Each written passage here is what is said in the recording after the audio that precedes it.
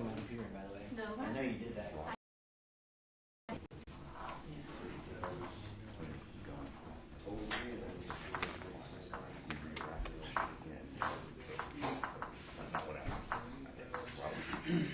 So, bottom line, because they're all principles and all the same. Yeah, I'm dancing around that a lot. Yes. Just like, I don't know who shot you, somebody shot somebody, I'll try to get it. So, either question, yeah, what would I answer? They don't know.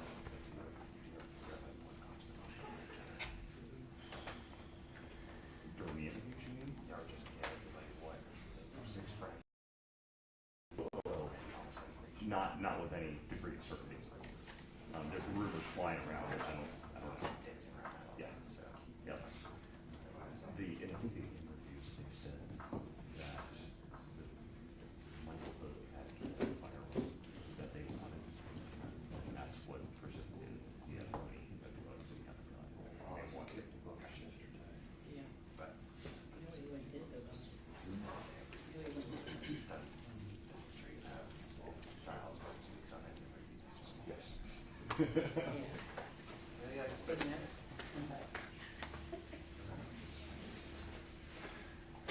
What's your next big one after this? I have a death case in Hernando starting in the middle of August. Nope, not your area. That's Tampa. Next one for this one. Next one we have after that up here is Herbert Swilly, which is interesting. That is a husband who killed his husband, very circumstantial, a lot of puzzle pieces to put together. We covered that. Did we? He worked at the nurse's home, right? I don't think that was me. Yes. Maybe not. Yeah. That's going to be really interesting. Okay. And I don't say that about every year. This No, one, it's okay. When's that one? 9/15. I just got one on my plate. It starts. We have potentially 3 others now. Wow. You're all, I don't know how you guys do it. You're all over the place. We have Keith Moses if he doesn't get pushed. There's the Pine Hills. Yes, that's the triple. Yep. What should do have? Well, it's the sheriff department. Maybe here will low here. Schedule right out the end of the month. Yes.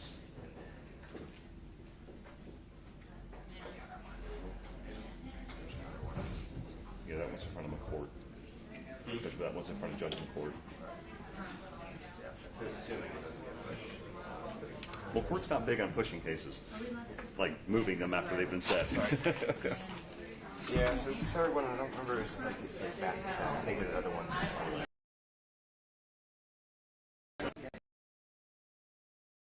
Keep you employed, right?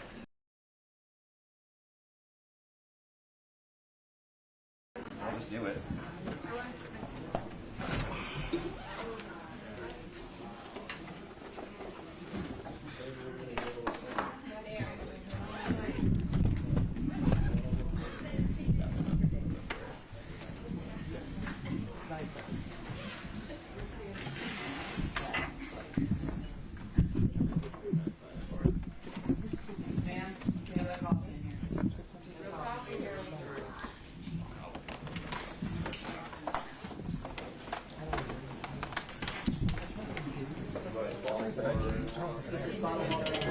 We've not been following it, I know that. Yeah, I know. Okay.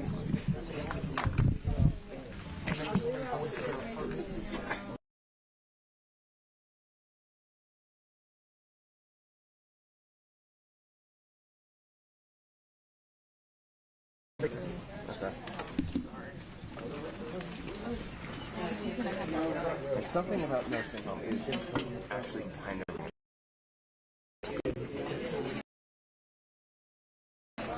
Hold on, I'm looking that one up.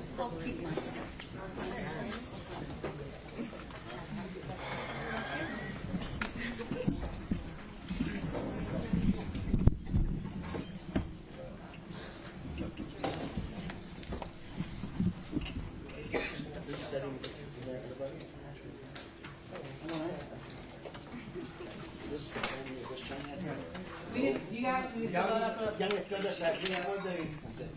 The prosecution, you need to fill these sides up first so the family, the defense can sit over here. Where there's 5 people behind the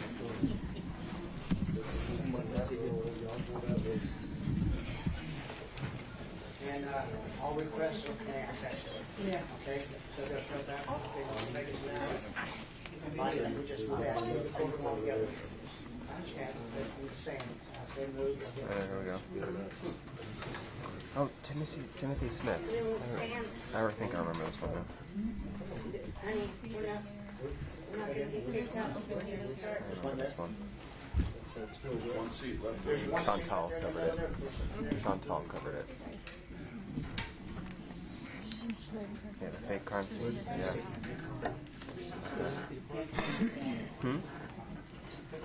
We'll get through the sale.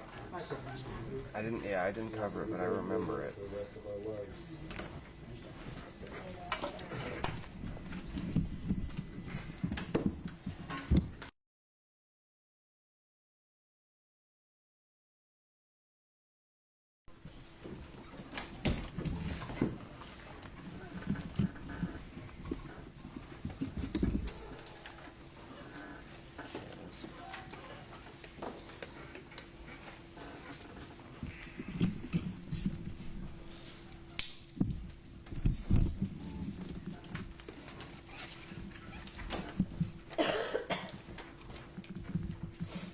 We want everybody to be able to participate in that be watching. If it gets too emotional, somebody might be asked to leave, okay? So just try to keep it under control for us. I understand there's going to be a lot of emotions involved.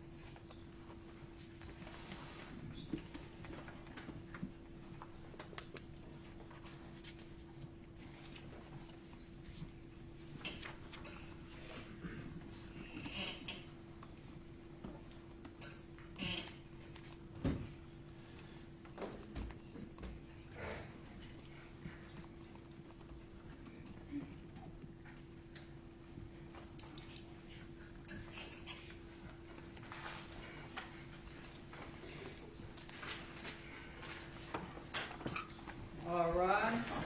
Court now in session. Y'all Robert the House presiding. Y'all may be seated.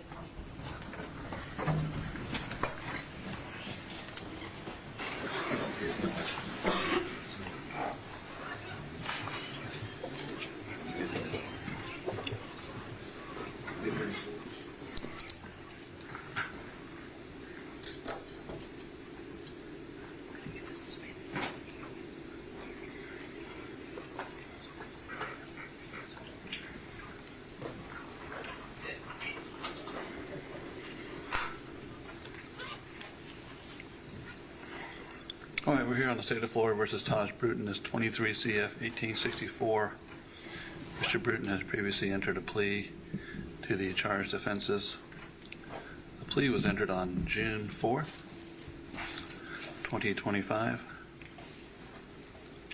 At that time, he pled to robbery with a firearm, tampering of physical evidence, and 3 counts of first-degree murder. Is there any reason we should not go forward with sentencing? No, Your Honor. No, Judge. Mr. Vaughn, as was discussed outside of court this morning, but with all the parties present, there was a pre-sentence investigation that was prepared for Mr. Brewton's other cases that were recently sentenced. And there was no further request for a pre-sentence investigation for the homicide offenses. Is Mr. Brewton waiving his right to have a pre-sentence investigation for the homicide offenses? Judge, I've talked to my client about the issue with the updated PSI. My client, he's 19 years old, and I talked with him, and he has no objections to using the prior PSI other than what the court's going to be hearing today is the only update in that PSI. All right. Is that your request to go ahead and waive that, Mr. Judge, Brewton? yes, sir. Mr. Brewton, do you understand that you have a right to a pre-sentence investigation in the case? Yes, sir. Now, you've already had one done, correct? Yes, sir. All right. Are you waiving your right to an additional pre-sentence investigation specifically for the homicide charges? Yes, sir. Okay. And you're doing that after talking to your attorney about that? Yes, sir. And you're making that decision freely and voluntarily? Yes, sir. Has anyone forced you to make that decision? No, sir. You made that decision of your own free will? Yes, sir. All right. I'll find for the record that Mr. Brewton has waived his right to a pre-sentence investigation. I would point out there's previously been a pre-sentence investigation which I reviewed, which has all of the background information that would be made available on a pre-sentence investigation for the homicide case. The only difference would be, they would put in the facts of the homicide, which may not be helpful to him. And they would make a sentencing recommendation.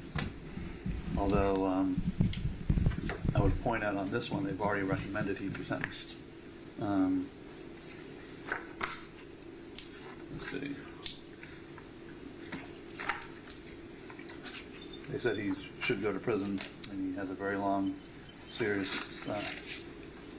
This is for the robbery. It said he has a history of committing very serious offenses. So, we ready to go forward then? We are. Just one other item, just to make sure that the record is clear.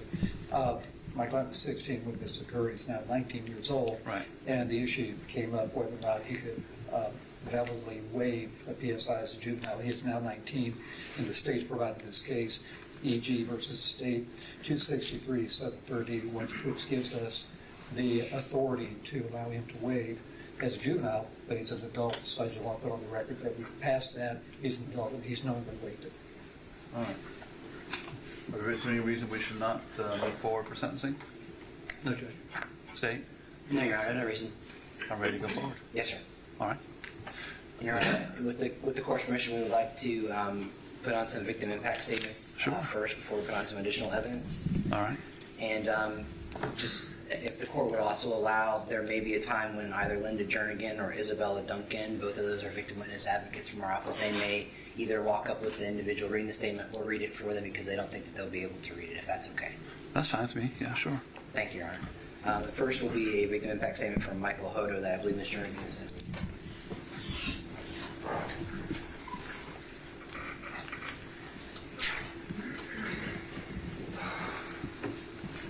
Good morning, sir.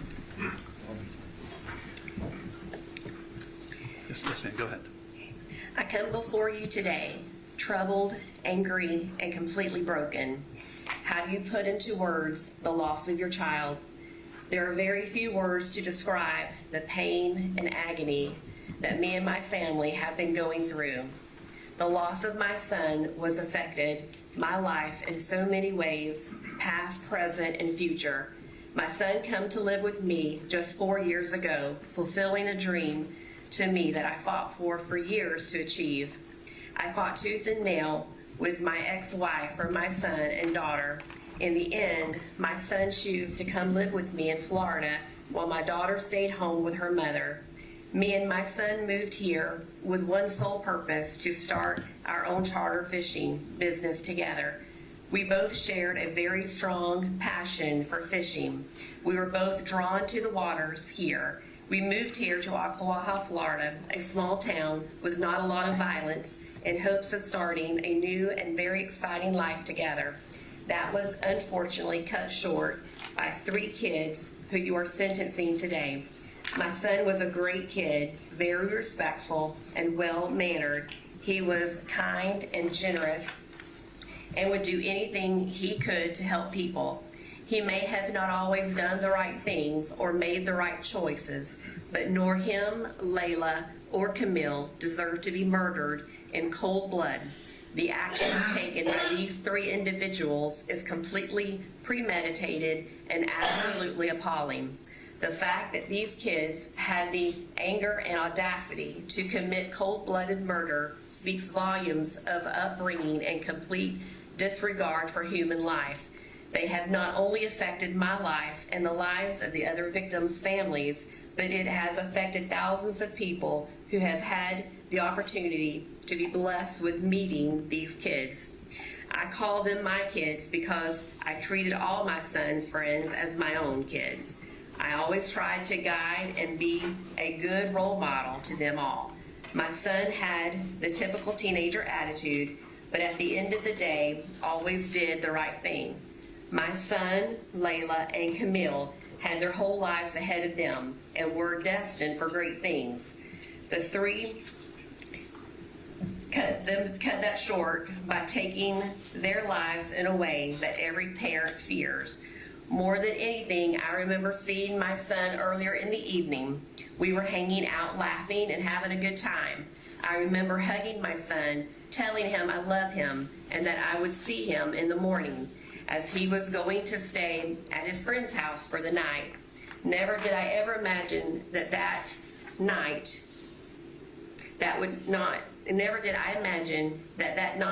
day would end up being the worst day of my life.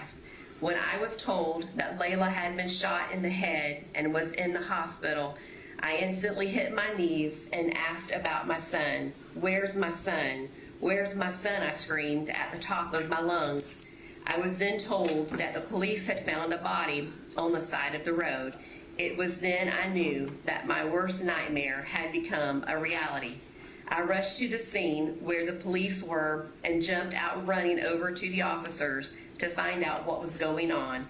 I was met by the officers with numerous questions, completely rattled and shaken. I answered all the questions and was able to identify that the body was found was in fact my son. I buckled, my whole body shut down, and all I was able to do was scream. The pain I was feeling was like nothing I have ever felt before. In the days to come, all there were questions. Who did it? Why did they do it? What did my son and these 2 girls do to deserve this? Only to find out that they were brutally murdered for money, for jealousy, for simply having the things they had. Robert Robinson and Tahj Brewton were jealous of my son and all that he had. These individuals took my son's life for nothing, that those girls lives for nothing. They deserve no mercy. Me and the 2 other families are asking for the death penalty, but due to a flawed justice system, these 3 murders will never face that fate. Instead, they will go to jail and live out their lives, able to speak and video chat their family and friends. Meanwhile, my son is in a jar on my mantle, and I'll never get to speak to him again. I'll never get to hug him again and tell him I love him. I'll never be able to tell him how proud I am of him. I'll never be able to see and be proud of the man I knew he was going to be. We had big plans, big dreams. That was all cut short by these 3 who showed no respect for human life. Anything short of life sentences would be a grave injustice to all 3 of these kids. Even then, the sentence will never be enough. All of our families have a long road ahead of us, dealing with the pain, dealing with what ifs.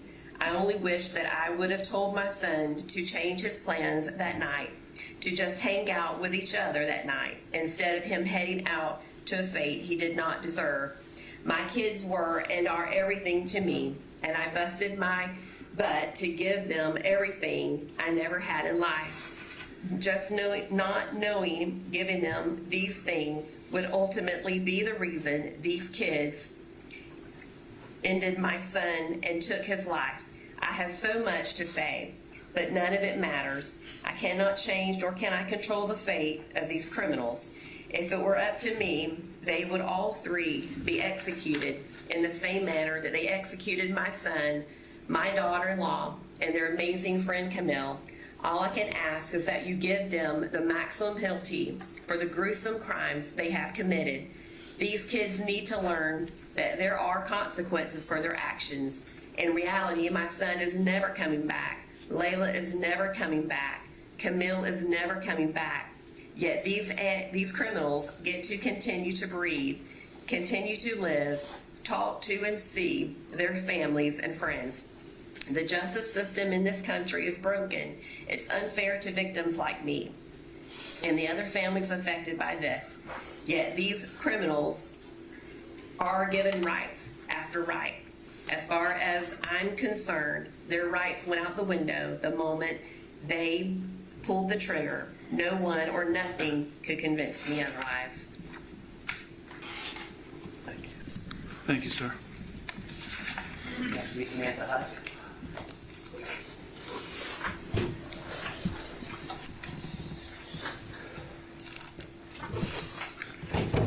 Oh, you okay? Morning. Good morning, sir. I'm Samantha Husk. I'm Mike's stepmom. I called him Buttons because he loved to push all my buttons. In a good way. He was so caring and he loved life. He was going to teach me style, he said. And that he did. It was me and him going on adventures from day one. No more of that now. That was robbed from all three of these children whose life was taken over greed and jealousy. Mikey was not a threat to them, and neither were the girls. Mikey loved fashion, music, and fishing so much. He applied this in everything he did. He loved Florida. His dream to get a business degree and open his own fashion line while becoming a charter boat captain will now never be. He wanted to make it in the music industry so bad. He had so many dreams and goals. He was amazing in so many ways. He helped pass out food to the communities during COVID while smiling and bringing laughter to all of them. The way he showed his passion, the way he danced, the way he dressed, his smile, and his voice. But most of all, he had an amazing heart and soul. Then Layla came into his life. She was the one that completed him. And she was the one that completed his dreams of being the best person he could ever be. They were magically connected. Layla was beautiful and amazingly unique inside and out. You never seen Mikey without Layla. And Camille was so talented. Her smile would light up the room. 3 lives were taken. 3 lives that can never be replaced. And for no reason. Mikey told me after he started hanging out with these boys that they squashed their beef. Little did he know they were setting him up. I asked him why he was friends with them again. His reply, "You don't understand. These Waha boys don't play. This is the only way I stay safe, is to be friends again." This was something they knew they were going to do. Our children will never grow up to live their dreams. Mikey never had a chance. Layla or Camille, they'll never smile again. I am asking for the same to be done to them. The ones responsible for this horrible crime, take their smile from them. Give them the maximum sentence with no possible chance to take another life and destroy another family. They knew what they were doing. Mikey trusted them. That cruelty and behavior cannot be undone. They can't be trusted.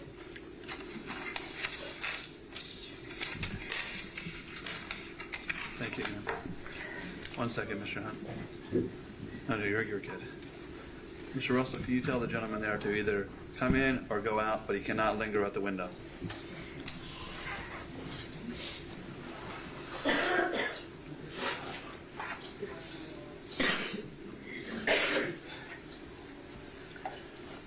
He's free to come in, but you can't have people lingering right at the window. Yes, sir.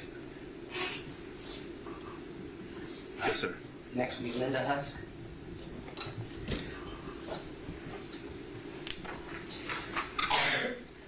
You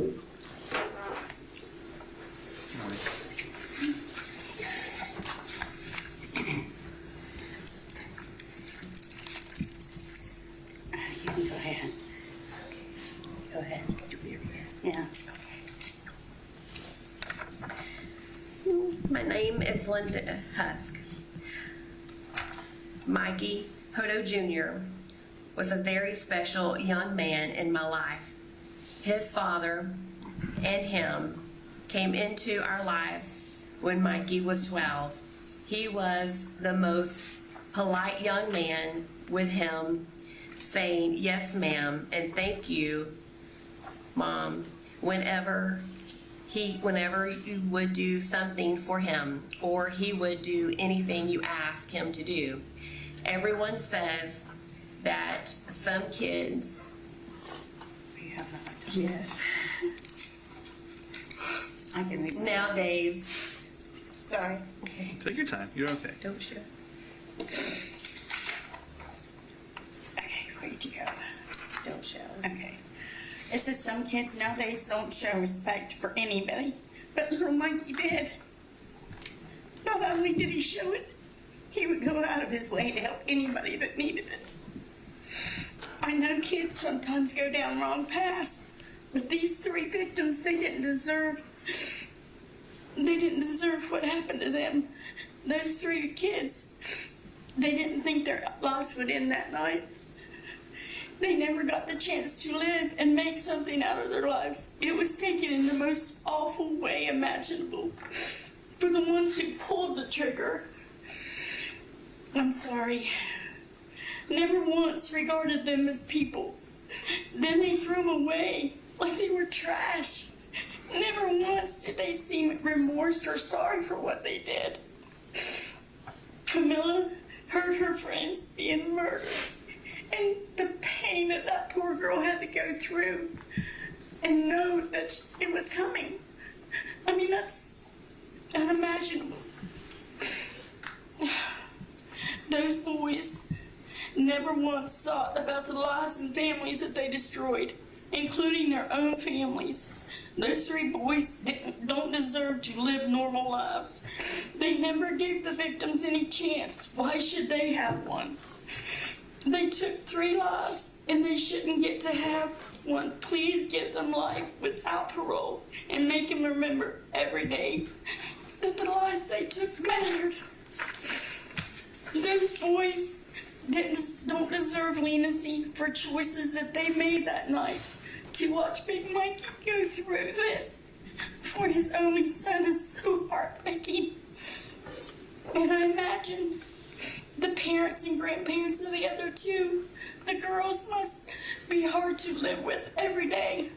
I'm a grandmother, and Mikey was included in my grandchildren. Please don't let them get by with what they did, and they can never replace it. Thank you. Sorry. You're okay, ma'am. Thank you very much.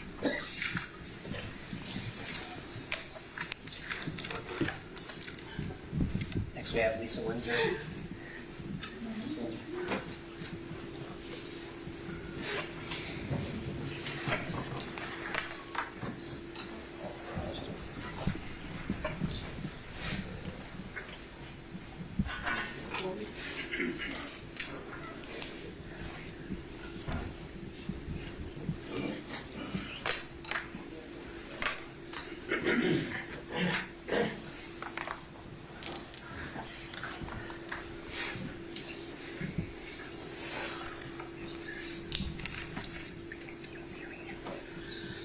Morning, ma'am. Okay.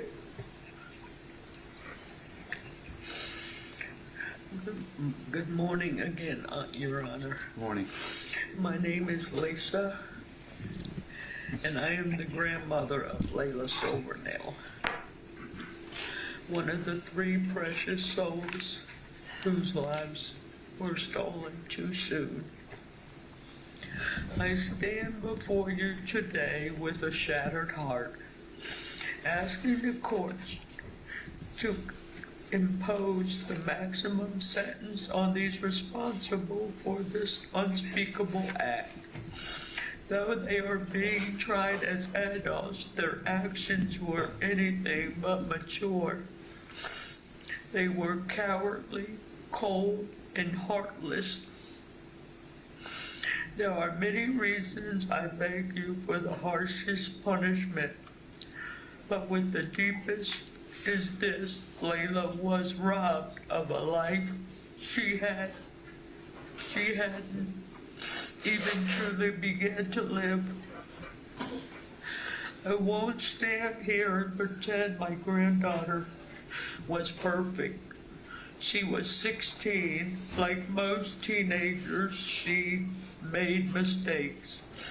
But that doesn't make her life any less valuable. It doesn't justify her murder. Who knows what changes and she may have made, or what direction her life might have taken. We'll never know, because her future was stolen. Layla had dreams. She could have received a full ride to play softball in college. She was that talented.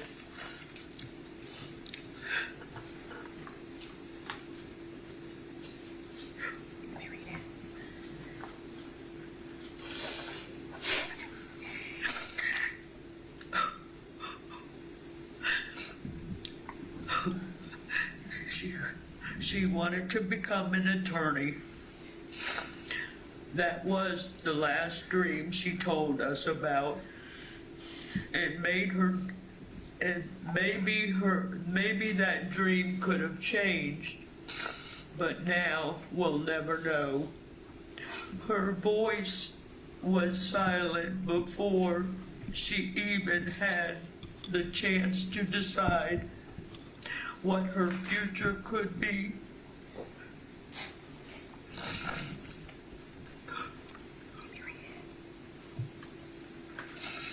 Those boys choose to play God. And for what? A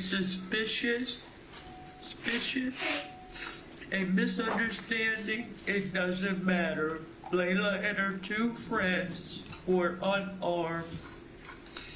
They didn't have a chance. They were ambushed, caught off guard, with no time to defend themselves. The way they were killed and left was inhumane. No one deserved the fate they suffered. It speaks volume about the remorselessness of those responsible.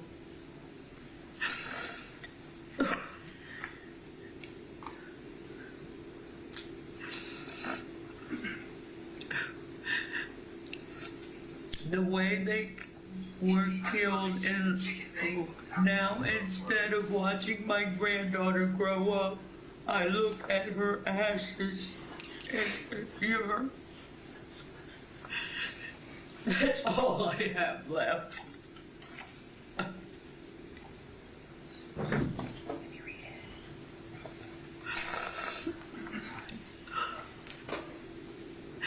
Their families still get to visit their sons, hear their voices, and hug them.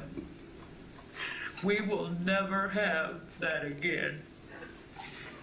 I've been robbed of seeing Layla graduate, walk down the aisle, attend college, and become a mother.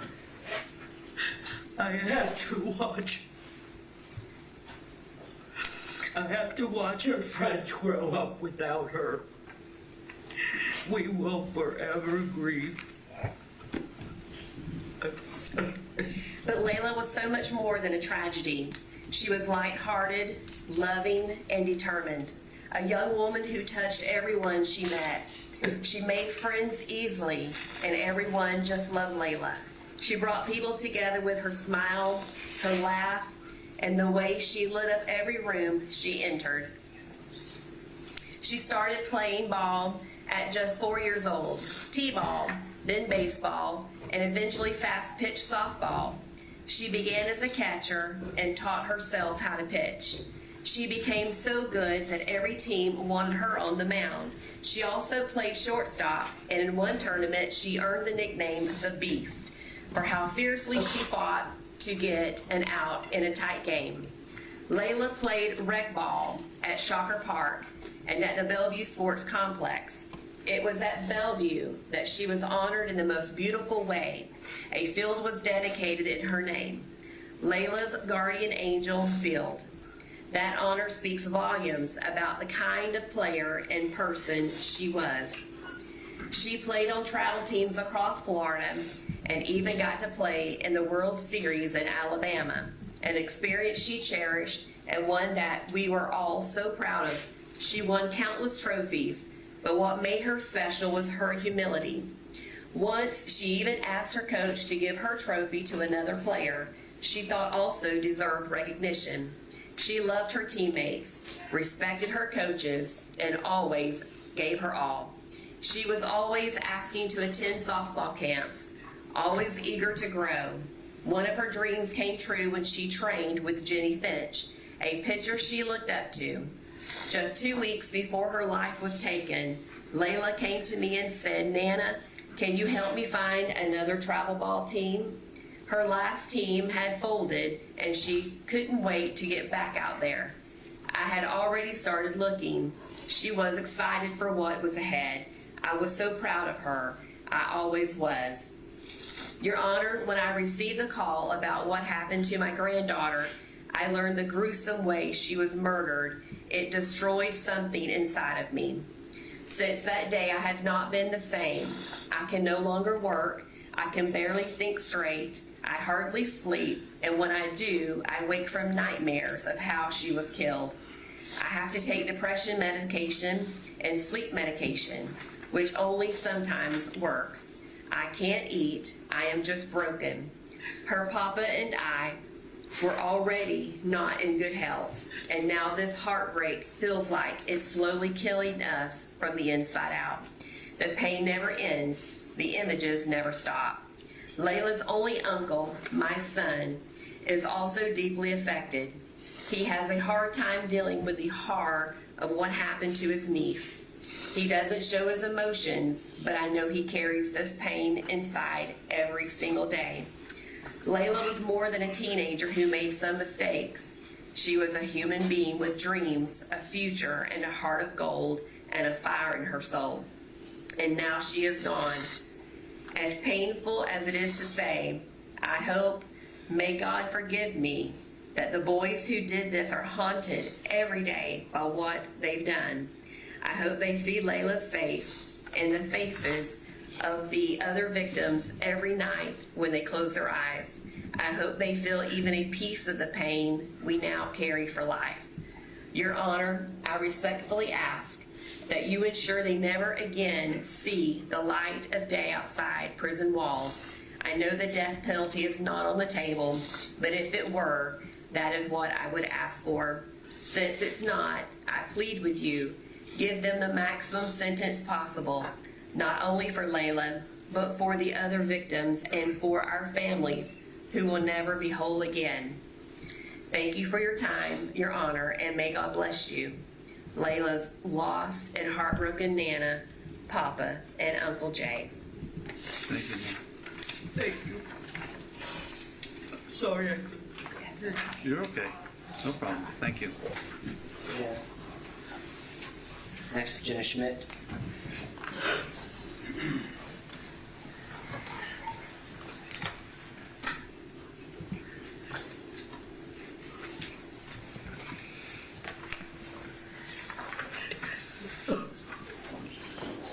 Hello, Your Honor. My name is Jenna Schmidt, and I'm here today to speak for Layla, who is no longer here. She no longer has a voice, and she's forever my best friend. I've known Layla for as long as I can remember. Our moms introduced us to each other at the age of 2, and from that moment, we grew up side by side. She wasn't just my best friend, she was my sister in every way that mattered. Her absence has left a hole in my heart, and this world can never be the same without her. From our family vacations to Maryland, West Virginia, North Carolina, and the beaches, we were always having our fun together. Although we had our fun moments, being together was what mattered the most, either in the yard tossing softballs or exploring anything around her yard. Layla was a rare person. She had a very big heart, and she wasn't someone you came across every day. She had this light in her, very bright and very fierce. She was full of life, and she was incredibly smart, driven, and passionate about everything she did, especially softball. Softball wasn't just a sport for her, it was her purpose, her dream, and her safe place, and she pushed herself every single day, determined to make it to the collegiate level. She had the dedication and fire that inspired everyone around her, especially her teammates. You couldn't help but believe in her because she believed in herself so fully. And I could go on and on about me and Layla's memories, but you'd have to beg me to stop and leave. Since Layla's birthday was on Halloween, the only gift she wanted was to go to Holler Scream with her friends, and Nana made that happen every single year. Every time, Layla chose me. The same birthday tradition that we had, we laughed, we screamed, and we had a blast. Every year, she joined my family on our Christmas vacations. Most of the time it was to West Virginia, sometimes North Carolina. And for a girl who never skied before, she went down the Black Diamonds Trail the first time, and it was nothing to her. We would eat one too many Belgian waffles and go back to our house with a red nose and frozen fingers. Layla had one of the biggest hearts ever. If you went out with her and you didn't have anything, she'd give you all she had. She was kind, loyal, and always willing to lift herself up or lift others up even when she was struggling herself. She loved deeply and gave freely, and she didn't deserve the cruelty that was done to her. Layla was brutally taken away from us by these 3 individuals who were hurting themselves and made me hurt as well. I struggle to understand why hurt people, and especially why hurt my best friend. But I can't stay mad at these individuals no longer. I hope they find the peace they need, even if they took mine away. Her future was stolen, her family and mine is shattered. I lost my best friend, the person I thought I'd have here forever. What happened to Layla wasn't just a tragedy. It was an injustice. One that ripped a beautiful soul from this world far too soon. And I come before you, Your Honor, not only to ask for justice, but to remind you of who Layla was. A young woman with dreams, with purpose, and with the future that she worked so hard for. She should be here today, chasing these dreams. Please consider the full weight of what was lost when you make your decision today. Layla's life mattered. She mattered to me, her family, our community, and everyone who had the privilege to know her. Thank you. Thank you.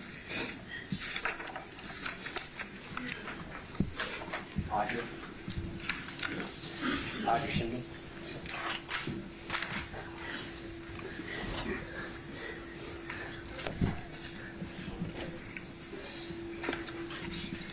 Good morning, Your Honor. My name is Audrey, and I'm speaking on behalf of my best friend, Layla Silvernail, who had her life stolen from her too soon. Layla was one of those people who left a lasting impression simply by being themselves. She never needed to be the loudest in the room. Her presence was steady, familiar, and deeply comforting. She had a way of remembering the little things, birthdays and favorite songs. She listened like it mattered, like you mattered, and that's what made her unforgettable. Layla, whom you all know, was fearless. She looked life in the eye. When things got hard, she didn't flinch. She showed up heart first, always, and somehow being around her made you feel like you could do the same. Like maybe you didn't have to be so afraid because she wasn't. She believed in standing tall even when everything felt uncertain. She taught me that courage doesn't mean being scared. It means showing up anyway. Layla never made a big deal about how strong she was, but we all saw it. In the way she protected the people she loved, in the way she spoke the truth, even when her voice sounded scared.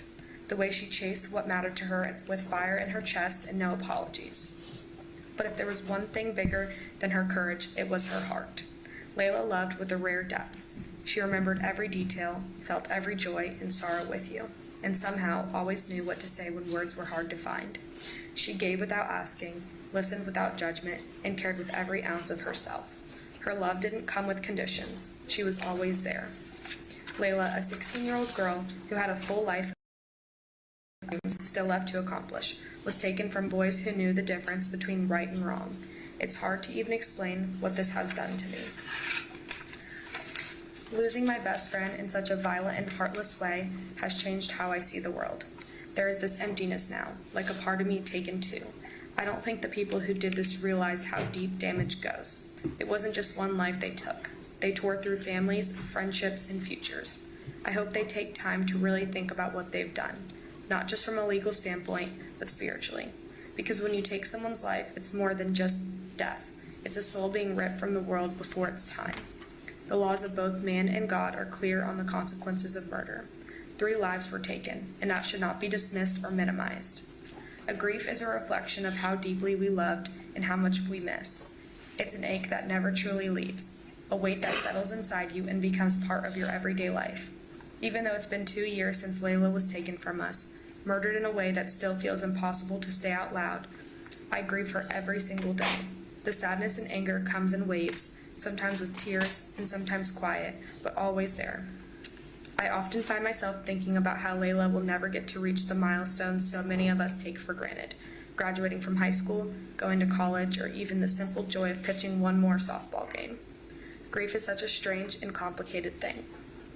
I know the boys who took my best friend's life and their parents are grieving for them deeply, carrying a pain I can only imagine, though their sorrow looks different. They miss the everyday moments, the face-to-face conversations, the dinners shared, the simple connection of being together. It's heartbreaking to see how loss touches everyone in its own way, reminding of us all how fragile and precious life truly is. While these boys are at risk of losing some of their freedoms, they're still able to carry out and live a life that is something Layla will never be able to do. It is something her loved ones will never be able to witness. The circle of life reflects all the impact we make on each other. With such a large and heavy decisions we make, such as choosing to take another one's life, serious maximum consequences and accountability are inevitable.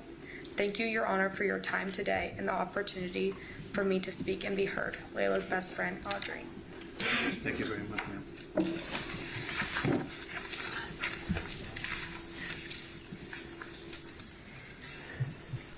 All right, so we call Detective Ryan Stith.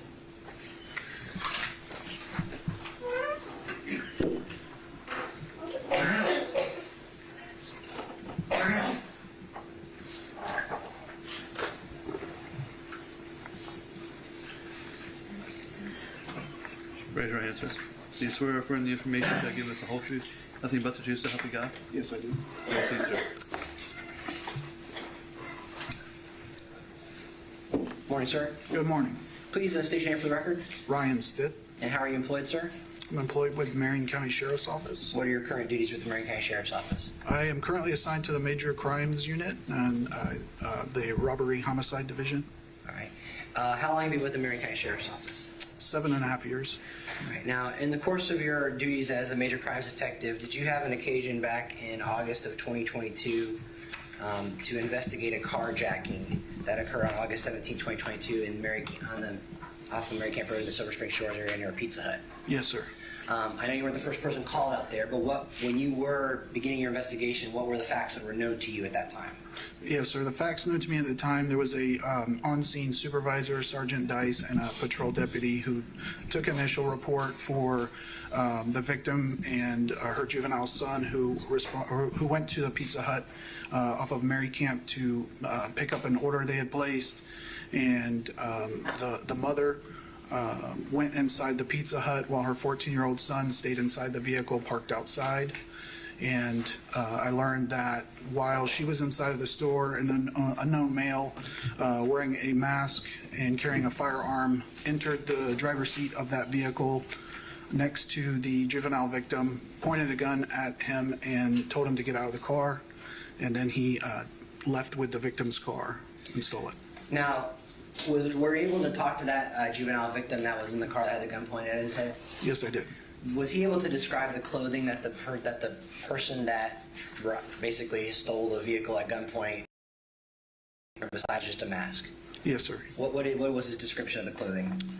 A long sleeve black hoodie or a Nike logo and some white lettering on it, black jogger pants.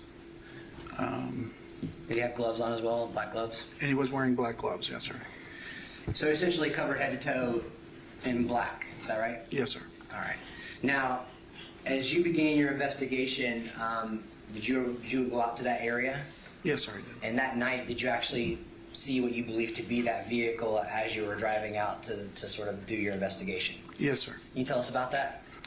Shortly after clearing the initial investigation at the scene of the Pizza Hut, I responded to an area where the juvenile victim had, when he was told to get out of the vehicle, he left his iPhone inside of the vehicle.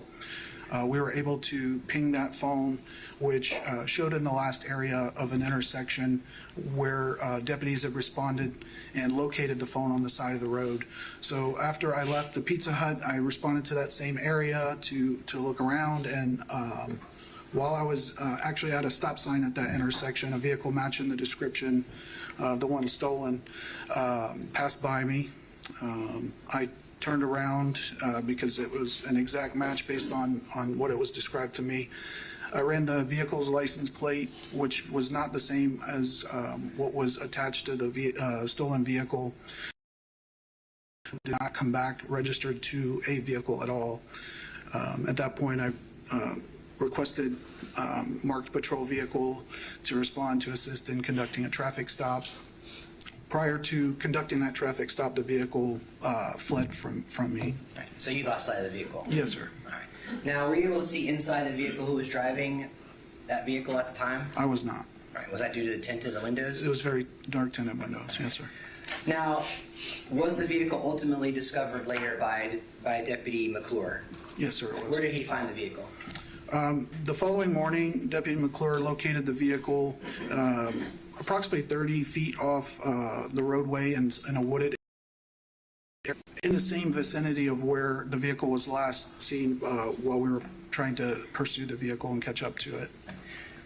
Was that vehicle taken to the sheriff's office and processed, and also to collect evidence? Yes, sir. Was there a mask, a black ski mask, recovered from that car? Yes, sir, there was. Was there did forensic analysts do DNA swabs for that mask? Yes, sir, they did. And were those sent to FDLE? Yes, sir. And ultimately, did that DNA come back with a match to the defendant, Tahj Brewton? Yes, sir, it did. Do you see Tahj Brewton in the courtroom today? Yes, sir, I do. Please point to him, identify him by an article of clothing that he's wearing. A gentleman sitting right there with the red and white striped shirt. May the record reflect that witnesses identified the defendant? It will still reflect. So as you continue your investigation, did you ultimately speak to someone by the name of Robert Robinson in the course of your investigation? Yes, sir, I did. What was he able to tell you about this stolen vehicle? He initially stated that he was at home all night and that he had no involvement in any vehicle theft or being inside of a vehicle. However, after continuing speaking with him, he admitted that he had been involved in an incident with a separate stolen vehicle. And while he would not name any names of anyone that may have stolen his vehicle. He did provide information and stated that one of the people that were involved in the other vehicle theft was the person responsible for pointing a gun at the juvenile victim and stealing the green Honda from the Pizza Hut parking lot. All right. And as you continue your investigation, did you ultimately come to the conclusion that it was Tahj Brewton, in fact, that was the person who stole that vehicle at gunpoint and pointed a gun at that 14-year-old and said, "Get out of the car"? Yes, sir. Now, for the sake of time, I want to fast forward. Were you also involved in an investigation of an armed robbery involving a victim by the name of Jaxel Morales on March the 18th of 2023? Yes, sir. Did you speak to Mr. Morales? Yes, sir, I did. What did he tell you happened to him on March 18th? On March 18th, Mr. Morales stated that he was in the company of Robert Robinson and Tahj Brewton when Robert Robinson and Tahj Brewton robbed him for his firearm. Was he able to give you a description of that firearm? Yes, sir, and provide a photograph of that firearm. What was the firearm? Can you describe it for us? Yes, he described it, and the photograph matches a Smith & Wesson handgun with a silver slide and black grip with an attached purple laser and a clear extended magazine. Now, were you also part of the team that investigated the 3 homicides that we're here about today, that being the homicide of Layla Silverdale, Michael Hodo Jr., and Camille Quarles? Yes, sir. Are you aware that that gun was used in the homicide? Yes, sir. That gun that was stolen from Jaxel Morales by the defendant and Robert Robinson? Yes, sir. All right. Now, when you spoke to Mr. Morales, did he also indicate to you that during the course of his time together with the defendant and Robert Robinson that they told him that they intended to rob someone by the name of Sosa? Yes, sir. And that person ultimately you later learned was Michael Hodo Jr., is that correct? That is correct. And this is March 18th of 2023. The homicides occurred on either March 30th or March 31st of 2023, is that right? The conversation with Mr. Morales? The robbery was on March 18th, not the conversation. Correct. All right. Yes, sir. I know you had a conversation with him at a different time, but I'm just saying, like, the time frame is about 2 weeks. Yes, sir. Okay.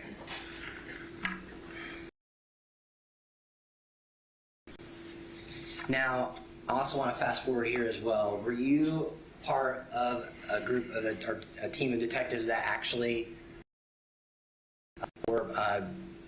talked to the defendant in April of 2023? Yes, sir. When you went out and spoke to him with another detective, I believe it was Detective Bartlett, is that correct? Yes, sir. Did you all read him his Miranda warnings? Yes, sir. And did he volunteer? Of course, you're talking to him. Did he ultimately acknowledge Smith, Robert Robinson, Christopher Atkins, Layla Silverdale, Michael Hodo Jr., and Camille Quarles on the night of the homicides? Yes, sir. Did he acknowledge being in the vehicle with all of those individuals? Yes, he did. Did he also acknowledge that Layla was shot in the vehicle, that Michael Hodo Jr. was shot in the vehicle, and that Camille Quarles was shot in the trunk? Yes, sir, he did. Did he also acknowledge that he assisted in removing Michael Hodo Jr.'s dead body from the vehicle onto the side of the road? Yes, sir. And did he also acknowledge his attempt to remove Camille Quarles' dead body from the trunk when the vehicle was partially submerged in a pond in the Ocklawaha area? Yes, sir, he did. Did he also acknowledge running from the scene and burning his clothes? Yes, he did. I don't have further questions of this now. I'll attend to the witness. Siobhan, do you have any questions? I have no questions. Thank you. So we call Detective Andrew Canterbury.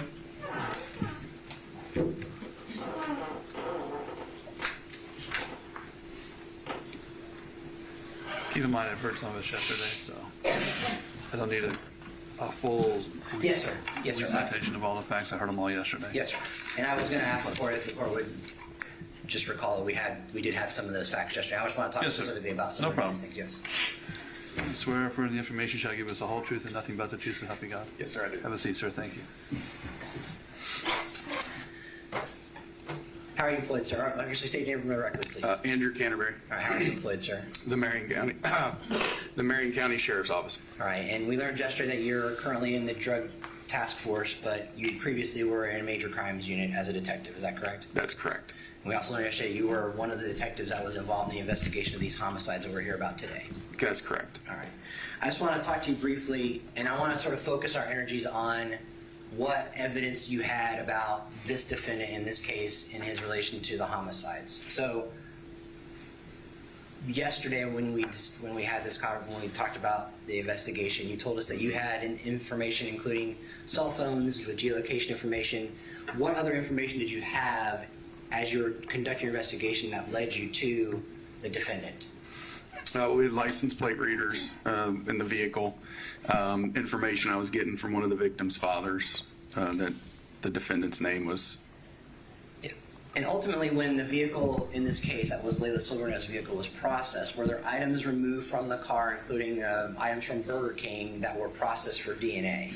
There was, yes. And were those items sent off to FDLE to try to determine if any of those would match any of the suspects in this case? They were, yes. And was it determined that Burger King, that one of those items, a straw, I believe, was from Burger King, a Burger King cup, That's matched correct. the defendant's DNA? Yes, it did. And that would be consistent with the evidence that you had obtained from Christopher Atkins and Robert Robinson, as well as all of the other investigation that you did in this case. Is that right? That's correct. And in your investigation, were you told that the defendant shot Michael Hodo? Yes. And was the physical evidence consistent with that? Yes. And I believe we discussed this yesterday, but there were 3 shell cases located in the vehicle. Is that right? That's correct, yes. And you recovered 2 firearms from Christopher Atkins' house, correct? Yes. One being that Smith & Wesson 9mm that the defendant and Robert Robinson robbed Jackson Morales of in March 18th, correct? That's correct, yes. Another one being a 9mm Sky, I believe is what it was called. That's correct, yes. There was a 3rd shell casing that was not tied to a firearm, also used in this homicide. Is that correct? That is correct. When the defendant was arrested in Lake County in April, he didn't have any firearms on him. Is that right? No, he did not. And you didn't recover any additional firearms as it relates to this case? No, we did not. Based on all of the totality of the evidence, did you ultimately charge this defendant with all 3 homicides, at least as a principal, to some of them, if not in specifically committing that one as it relates to Michael Hodo? Yes, we did. Any further questions? I just had a couple quick ones. In reference to the guns that you found, were you able to do any rifling to determine whether or not these guns actually expel these cartridges? Yes, they were sent to FDLE and confirmed that 2 of the 3 shell casings found in Layla's car were fired from those 2 firearms. And were you able to get any fingerprints off the firearms? I don't believe so. I don't recall. I don't have anything.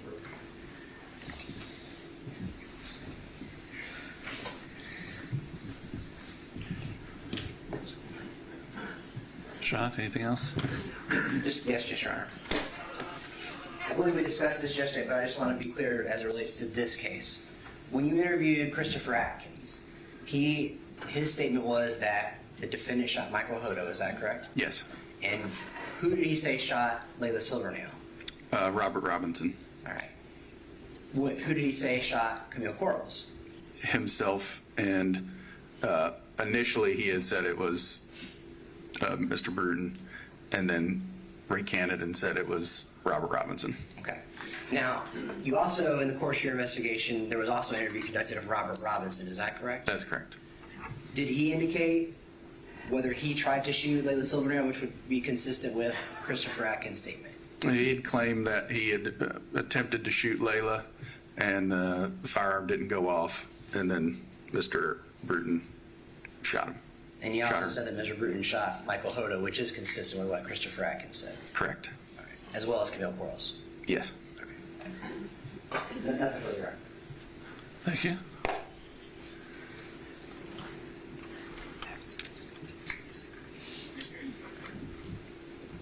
Anything else?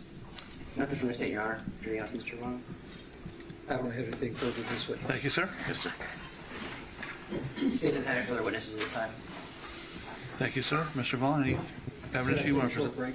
Sure. Yeah. 5 minutes. Okay, thank you. Let me look at something. Thank you.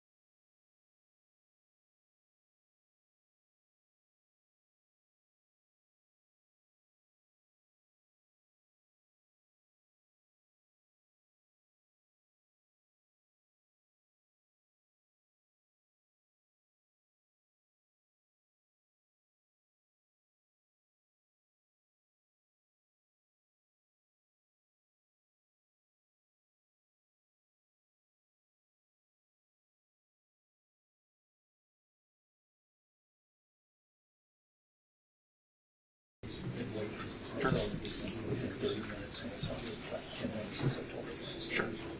Yeah, no worries.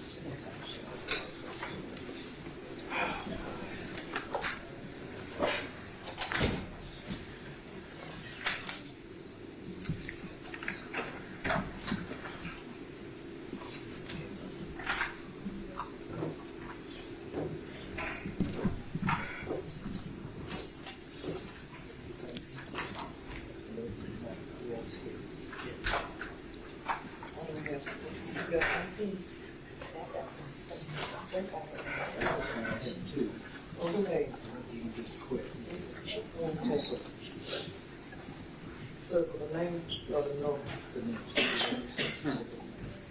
so everybody's here. Well, just let me know who is. Okay, so who is? That's just the order. Oh, he's here.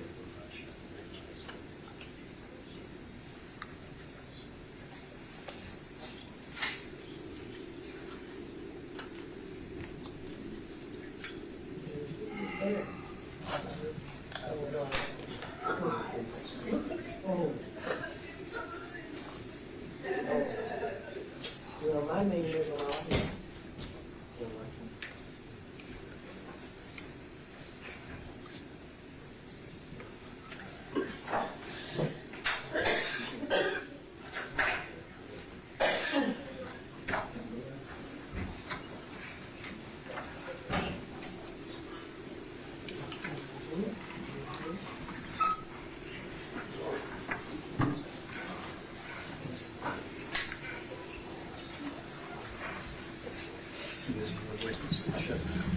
New witness, okay. Okay. You know as well as I do, it's just this. Okay.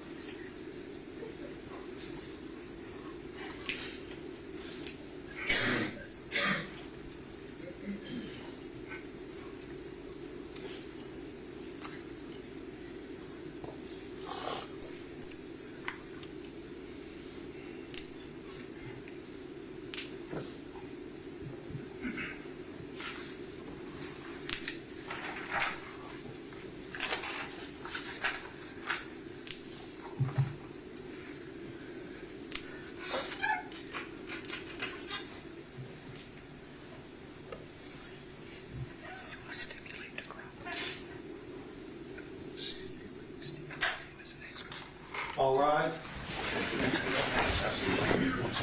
Circuit Court is back in session. Have a seat. Mr. Vaughn, are you ready to proceed? We are ready, Judge. Dr. Harry Kropp is on Zoom right now. We called him us. Okay. Judge, does the court want me, is this the best place to do the questioning? It's probably actually best if you sit over in the witness chair. Yeah. This courtroom isn't particularly set up well for that. Well, hopefully the new courtroom we're building takes care of that issue. We'll see if we can see you in here. Well, they haven't let me up there, so I don't know. I don't know if they did what we asked.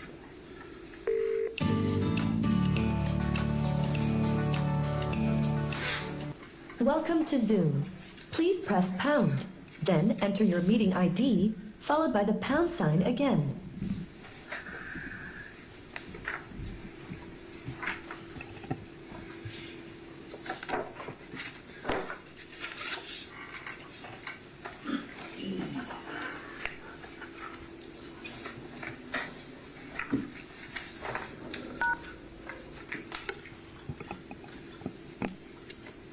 Morning. Can you hear us okay? Dr. Croft, can you hear me? Yes, I can, Your Honor. Good morning. Morning. Sir, can I ask you to raise your right hand? Dr. Croft, yeah, there you go. Do you swear or affirm the information you shall give us the whole truth and nothing but the truth to help you God? I do, Your Honor. And Dr. Croft, I anticipate the answer to this is that you are in the state of Florida right now. Is that correct? Yes, I am. Okay. In my office. All right, thank you. Go ahead, sir. Okay. Go ahead and state your full name, please. Harry Kropp, K-R-O-P. And what is your current occupation, or what is your title? I am the Director of Community Behavioral Services, which is a private practice of clinical and forensic psychology. I'm a clinical psychologist with a specialty in forensic psychology. And as part of the work that you do as a forensic psychologist, you do forensic psychological examinations of criminal defendants. That's correct. Okay. Now, have you been qualified as an expert to testify in the field as forensic psychology? Thousands of times, probably. And you've been qualified as an expert in front of Judge Hodges also? I have. Okay. Would the state stipulate to his expertise? No objection, Your Honor. I'll accept it. I do find that Dr. Kropp, I do recognize as an expert for decades. I'll recognize him as such here today. Now, as part of your employment as a forensic psychologist, did you get appointed or brought into the case involving my client, Tahj Brewton? Yes, I think you kind of froze up there a little bit.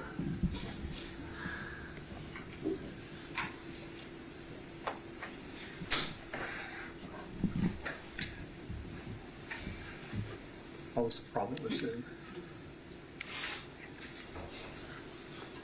Dr. Kropp, if you can hear me, the video feed has... There he is. There we go. Sorry, you froze up. I'll ask the question yes, again. I had a court order to conduct a confidential psychological evaluation of Mr. Brewton, and the report, as Mr. Brewton was informed, would go to you, and then if I were listed as a witness, then essentially it's no longer confidential. Now, Mr. Brewton, at the time of this offense, was how old? He was 16. I think he was about a month prior to his 17th birthday. Now, so he's considered a juvenile. Now, as a juvenile, is there anything special that you look at, that you review, and conduct in a forensic psychological examination of juveniles in these criminal cases? I do. When the person has a chronological age that would deem, I guess, the research which would show that someone who is his age, which was almost 17, would be considered still to have the development of his brain, particularly the prefrontal cortex, which starts developing pretty much in puberty, and in boys or men can continue to grow up until the mid-20s. So I felt that that's important to look at when I evaluate someone Tahj's age. So for him being 17 years old, he's kind of in that time frame or age frame where it would be an important aspect of his development to Absolutely, review. that's correct. Okay. Yes. And what is common amongst juveniles at this age about their ability to think clearly and to reason clearly or be compelled to do things? I mean, obviously, it's different from one teenager to another, but in all individuals, his chronological age, it's pretty clear that, and the research demonstrates this through CAT scans and MRIs and so forth, that, as I said, the frontal lobe is not yet developed. The frontal lobe is the part of the brain that is responsible for what we refer to as executive functions, meaning impulse control, inhibition, problem solving, judgment, thinking about the consequences of their actions and so forth. As I said, it varies from individual to individual, but the most important thing is that because it's still maturing, it's subject to various kinds of influences, such as learning at home, learning from role models, learning from the community, learning from school, and any kind of environmental influence. And again, looking at Tahj's situation, some of those influences, I'd have to say, were adverse influences, and I think have had a strong impact and contribution to his involvement in the index offenses. I could go into the, I'm sorry, Mr. Ron, I could go into, I mean, if the court wants me to, I could go into a little more of the research and talk about how the gray matter decreases and the white matter increases, which leads to connecting regions of the brain, and that's what we talk about in terms of lack of development at that age when he's maybe 24, 25, and I'm talking about all of us now, or all individuals. It's at that point that the brain has fully matured, and we see more complex thinking, things like that. So at age 16 or 17, you would not expect a person of that age to act or think as clearly or do the same things as an adult based on their brain development. That's correct. And of course, Tahj falls into this category. That's correct. Now, as part of that development, do certain aspects of their life or things that have happened to them during their life, does that also affect the ability to mature at a standard rate, or does that slow it down? Does that speed it up, or how does that affect it? It doesn't slow down or speed up. It's pretty much the same rate because the brain size is pretty much still the same. What happens again is more internal in the brain in terms of, as I said, the gray matter and white matter change. But that's one of the more significant periods of learning times, and that's what I said before. It depends on what's going on in the home, in school, in the community, what kind of peer influence, role model influence, and that all of that interacts to have a certain impact on the brain in terms of its development. Now, would that be directly affecting the defendant's ability to appreciate the criminal nature of their acts or to conform their conduct? Well, I can talk in sort of generic terms, yes. I mean, all these influences have an impact on judgment, a person's problem solving and so forth. So what you just mentioned, certainly that would contribute to that. What about family background? Does that enter into this also? Of course, what happens at home is probably the most significant impact in addition to what's going on in the community. It has more of an impact early on as the individual starts being part of the community. The social influences then take more control or have more of an influence. In Tahj's situation, one of the things that I pointed this out in my report, his father at a pretty young, for Tahj, at a pretty young age, was a convicted sex offender. So Tahj really did not have his father as part of his life, as part of an influence. And his mother had the responsibility of pretty much being the sole. His grandparents were involved to some degree, but the mother was the sole caretaker of Tahj and his siblings. Was that pretty consistent mothering, or were there problems with his mother taking care of him? Did he get sent to state relatives? His mother had some instability in her life in terms of course, Tahj's father was not involved, and she had a stepfather. I mean, Tahj had a stepfather. That was not a stable role model. She moved, in fact, at the time that he several of his friends, I think 3 of his friends, peers, kids that he was close to, were all killed through gunshot, in part because he was absent, a lot more as he got older and as he got into those grades. And finally, in the 10th grade, he was pretty much failing, and he was sent to an alternative school. And that's around the time period that all this happened in terms of the tragedy that he was involved in. Now, for all juveniles in this age bracket,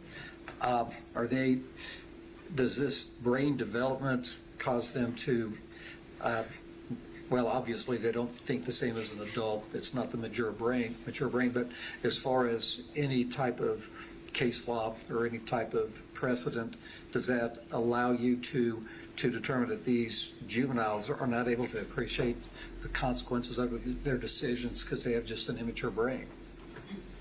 Well, I don't want to say unable, but I would certainly say it's reduced their capacity to think ahead, and that's why we have not necessarily all kids at this age getting into criminal behavior, but we do see more risk-taking, more driving at faster speeds.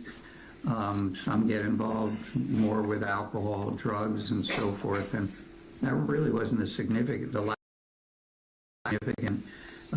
in Tahj, except for he was using, weed a lot, and he started drinking period when he lost his friends, but alcohol did not seem to be a significant contributor to his behavior at the time in question. But certainly, because of his age, he falls into the category where his brain is just not developed. That's correct. I don't have anything, brother. You have anything you want to cross-examination? Morning, Dr. Crop. Good morning. A few minutes ago, you mentioned that family background is perhaps the most significant impact on learning and development, right? Yes. And you would agree that the defendant did have good influences in his life growing up? I think his mother, in general, pretty good influence on his life. She tried her best. She worked all the time, right? The best that I can recall, yes. Okay. Because that's what the defendant told you during your interview, that she always worked, right? Yes, and we spoke to her mother. I'm sorry, we spoke to his mother personally as well. And you agree she was a good influence on him, tried to teach him right from wrong, tried to teach him good values, correct? Yes, she tried. Okay. His grandfather also helped raise him, right? Yes, when he could. So you agree that he had a good male role model in his life as well, even though his biological father really wasn't in the picture? I think while he was with his grandfather, the grandfather also, again, tried his best to be a good role model for Tahj, yes. He also worked. He was a law-abiding citizen as well, right? As far as I know, yes. He was also close to his maternal grandmother. Yeah, but he was close to his grandmother as well, right? Yes. Okay. And when you met with him, with the defendant, on September 24th of 2023, he described his mother in very affectionate terms. That's correct. He said they talked frequently. She was still supportive of him. Yes. He had other family members that he could go to if he needed help, guidance, advice, things like that. I'm not sure exactly what other family members, I don't know if we got into that, but they probably were. He had relatives, yes. Okay.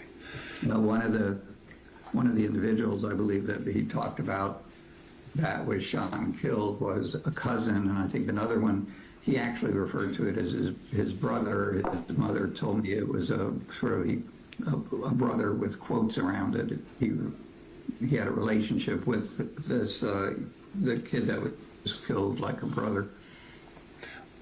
Did you review the sentencing transcripts of his carjacking case when his Aunt Shanta said that she taught him to be a leader growing up? I don't remember that. Okay. During your evaluation of the defendant, you found his thought process coherent? Yes. Linear? Yes. He was goal-directed? Yes. He had no psychotic. In general, I did not diagnose him with any kind of psychiatric disorder or intellectual disability. And you found no evidence of a personality disorder either, correct?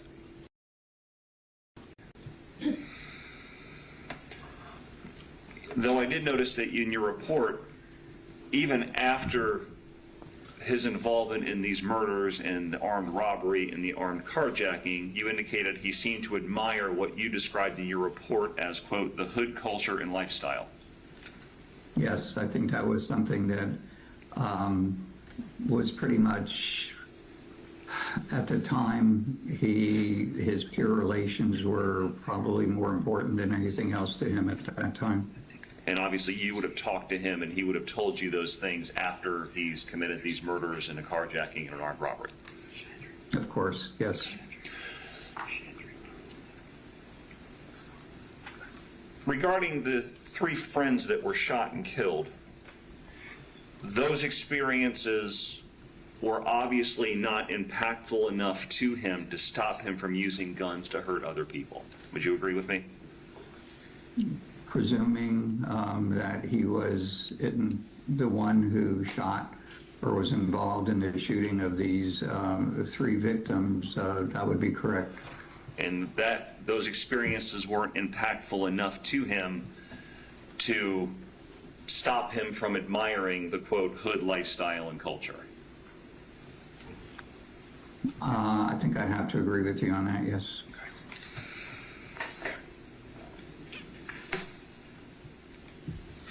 There is no evidence to suggest that the defendant has ever suffered from any kind of mental health problems, either in your evaluation or your review of the records, correct?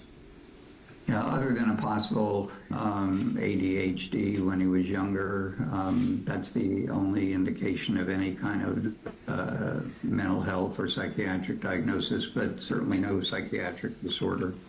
There is no indication from either your evaluation or your review of records that he was ever emotionally or mentally abused or belittled. Correct. No evidence of sexual abuse. Correct. No evidence of physical abuse. Not that I know of. And he is in the medical records from the Marion County Jail that he's never been attacked, bullied, or abused by his peers, correct? Yes, that was in the records. There's no indication that he is intellectually disabled, right?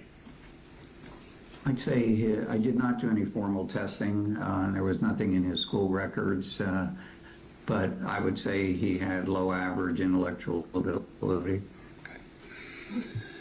he was intellectually able to know the difference between right and wrong. Yes, sir. Wrong to kill and rob people. Yes. And I believe you even described him in your report as fairly intelligent, right? As I said, I would say about low, somewhere between 90 and 100. Okay.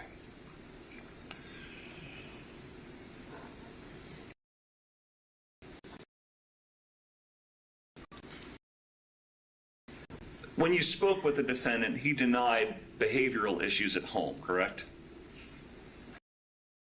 Compliant and respectful to his mother? Yes. He denied this. Oh, good. I'm sorry. I'm sorry. He said he had some whoopings, but he didn't feel that it was a. He denied ever destroying or breaking things at home or becoming aggressive in response to anger or frustration, right? Correct. And his mother agrees with all that. She. The only thing the mother was apparently not aware of was any kind of drug use, but her history that she gave was fairly consistent with the history he gave.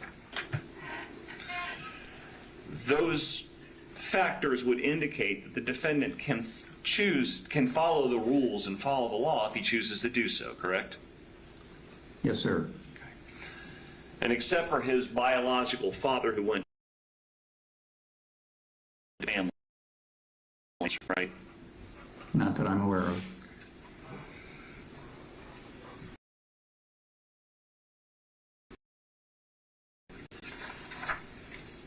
Anything else? Yes, sir. Would you agree with me that he had the mental tools to make correct decisions if he chose to do so? Yes. You discussed with the defendant his criminal history, did you not? Yes. And you agree that he has history, even at his age? I was not aware of, as far as the history he gave, the only involvement that I was aware of was he had just been placed on probation, I believe, for grand theft auto, and I think that was just about 2 weeks prior to the offense. I wasn't aware of any other criminal history. Well, were you aware of the carjacking that he committed and that he was sentenced to before this case? Yes. Okay. So you were aware that in Marion County case 22 CJ 806, he stole a car from a woman who ran into a Dollar General to grab something. The law enforcement tried to stop the car. He fled at a high rate of speed, bailed, ran on foot, and all the time he didn't have a license. You're aware of that? Yes. And then after, as far as I know, that's the case he was placed on probation for. And then after that, he carjacks a 14-year-old at gunpoint, correct? Yes. And in that carjacking, you're aware that he was wearing a ski mask to conceal his identity, right? I don't remember. If that is a fact that has been testified to, you agree that that is the opposite of acting impulsively, correct? That's planning. Yes, based on the depositions that I reviewed and so forth, there was planning, perhaps not, but certainly to be involved in the criminal offense, which resulted in 3 kids getting killed. And then after the carjacking, he's released on electronic monitoring on his ankle. You're aware of that? Yes, I am. Okay. After he was arrested on these murders and the armed robbery, he got in trouble in the Marion County Jail as well, didn't he? As far as I remember, there was only like one more of a verbal altercation from what I remember. Well, I haven't seen him in a couple of years, so I don't know exactly. My records go, from way back. Okay. Well, were you aware that he got in trouble for fighting on October 16th of 2023? I don't remember. Aware that he lied to corrections May 19th of 2023 and got a disciplinary report? I knew about that. Okay.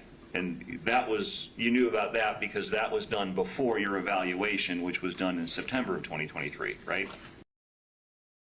But during your evaluation, you haven't gotten any, correct? I think he told me, originally he told me he didn't have any DRs, but then he also talked to me about being in the box, which would reflect the DR. But I was not aware that it was based on any kind of physical altercation. And most concerning, were you aware that he was found to be in possession of a homemade weapon on July 9th of 2024? No. Thank you, Doctor. I have no other questions. Thank you, Your Honor. Thank you, Dr. Kropp. I'm going to let you go, okay? Thank you, Your Honor. Have a nice day. Seeing you again. Thank you. Thank you. Mr. Vaughn, any other witnesses? Shadrick Wilson.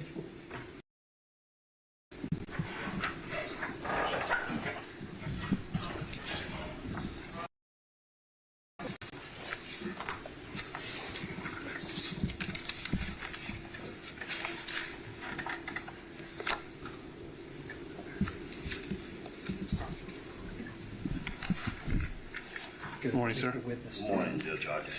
Morning. Judge, you want him in the witness box? I think we'll be fine now. Okay. Go ahead and state your full name, please. My name is Shadrick Wilson. Okay. And what is your relationship to Tahj Brewton? I'm the grandpa of Tahj Brewton. Okay. Now, you saw Tahj grow up? Yes, I was there ever since he was born. He's been in my life all of his life. Now, obviously, you know about the reason why we're here before the court. Yes. Now, as Tahj grew up, or during this time frame, because he was 16 when this occurred, correct? Right. Okay. Was there anything that you saw about him, or anything that you saw that was unusual about his behavior? No, I really didn't. I mean, Tahj, he was always the prankster that he was. You know, he's always joking. He and I, you know, he basically, you know, with him growing up with me, you know, I mean, he's been my little man ever since he's been born. Did he live with you all? He lived with us for a while. Okay, Yes. about how long was that, and when was that? Well, whenever the time when the ankle monitor was broken off, he was living with us then. Okay. Did he leave after the ankle monitor was? Well, that's when he left. But you know, and I hadn't seen him since. You know, but you know, I mean, that's because you know, I mean, he stayed to himself. You know, and he stayed. You know, he stayed around the house, and he actually he always tried to keep up with animals. You know. And he was just, you know, he kept things, you know, he kept things going all the time. Tahj is not a bad kid. Was he involved in sports at all? Yeah, well, we played ball, you know. He had a chance to, you know, if he would have gotten his grades, you know, right in high school, they wanted him to play ball down there, you know. And Now, which high school was Lake Weir? Lake Weir was, it was. Didn't you change high school sometime? Well, he went to altercation school, you know, before that. Okay, where was that? I don't remember the name of it, you know, at the moment, you know. About how long did he live with you? He lived with me about a year and a half, okay, or longer. You know? And what ages was this? That was between the age of 15 to 16, you know. And Janet Wilson is his grandmother? That is my wife, yes. Okay. Now, did he live with his mother? Yes, he also lived with his mother because he lived down the road from me. And they, you know, when she moved, you know, then I brought him in with me to keep up with him, you know. Did he live with her on a regular basis? Yes, off and on, yes. And then his other grandpa. Okay. He's been in prison for a while? Yes, for quite a while. Okay. Was the father much in his life before he went to prison?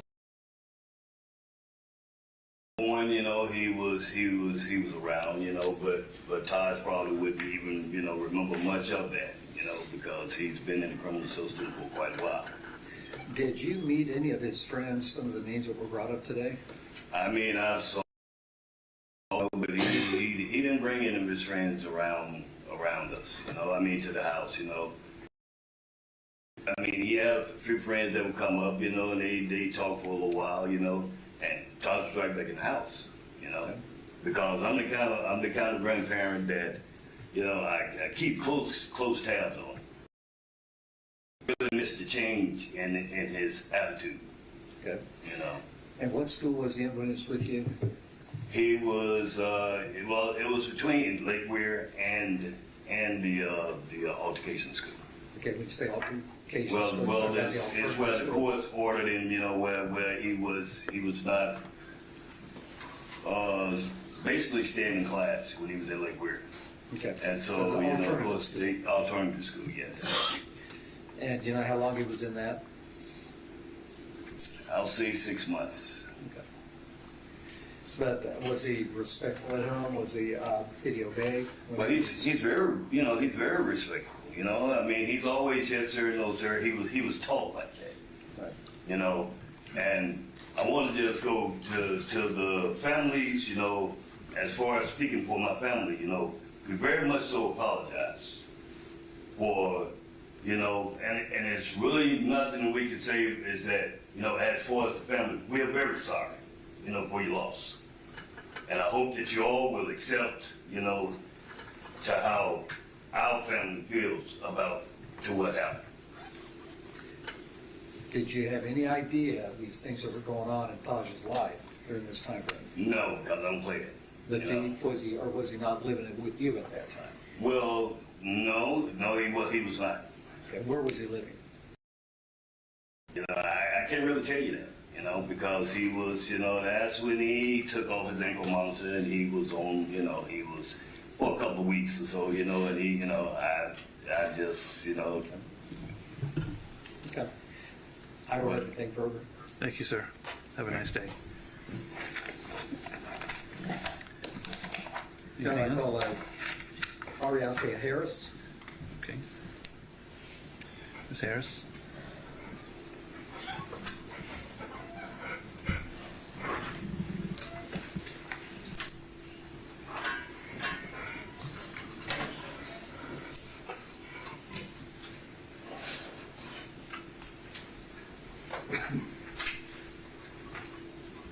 Morning, ma'am. Good morning.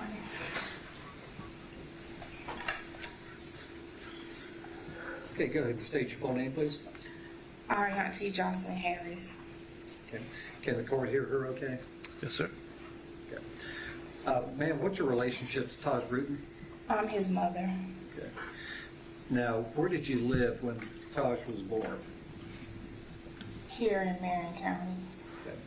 And which part of Marion County? Did you live in Ocklawaha? Did you live in... And did he start school while you're all living together? Yes. Okay. Where did he start school? Head Start, Skylark class. Now,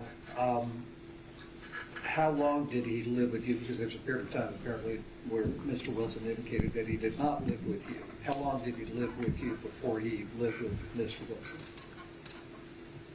He's always lived with me. He lived with my mom and my stepdad when he was at Lake Weir High School. Okay.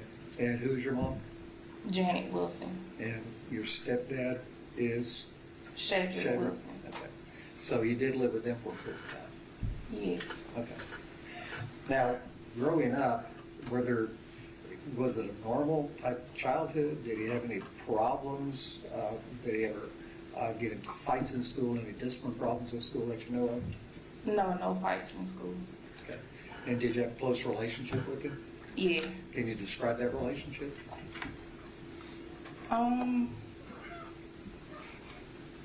I don't. I'm a single mother. That's my oldest son.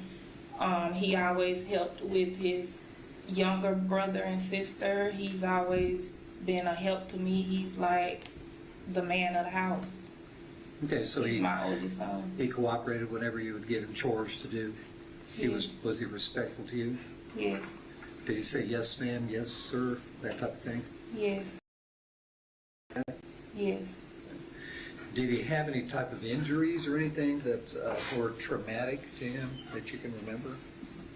Injuries, like getting hurt at school on the playground or something? What you No, mean? not like a scratch or a bruise, but anything where he had to go to the hospital.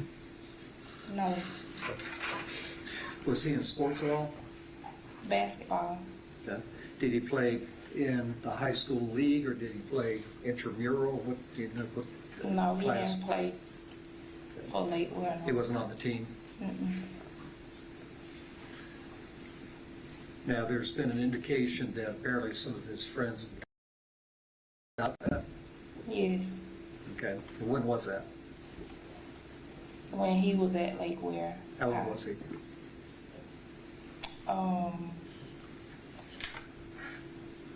15, 16, somewhere around there. Okay, so Lakeware was the last school that he went to before he was arrested. Yes.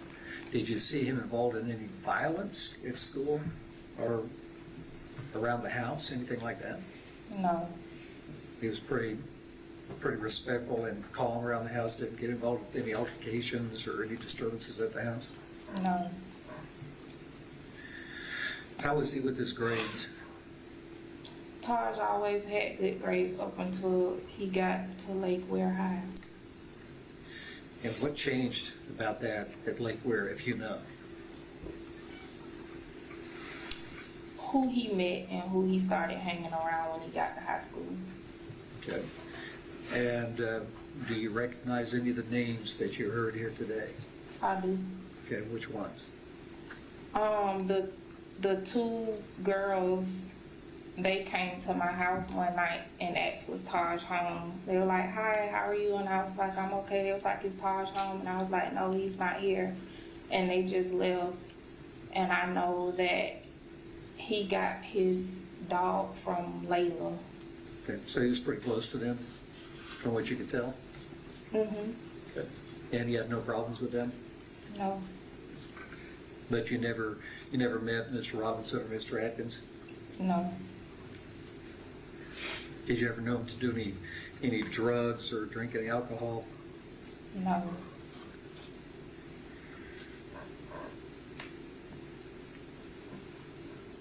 I don't have anything further. Thank you very much, ma'am. Thank you. Mr. Vaughn, anything else? I call Shante Nosa.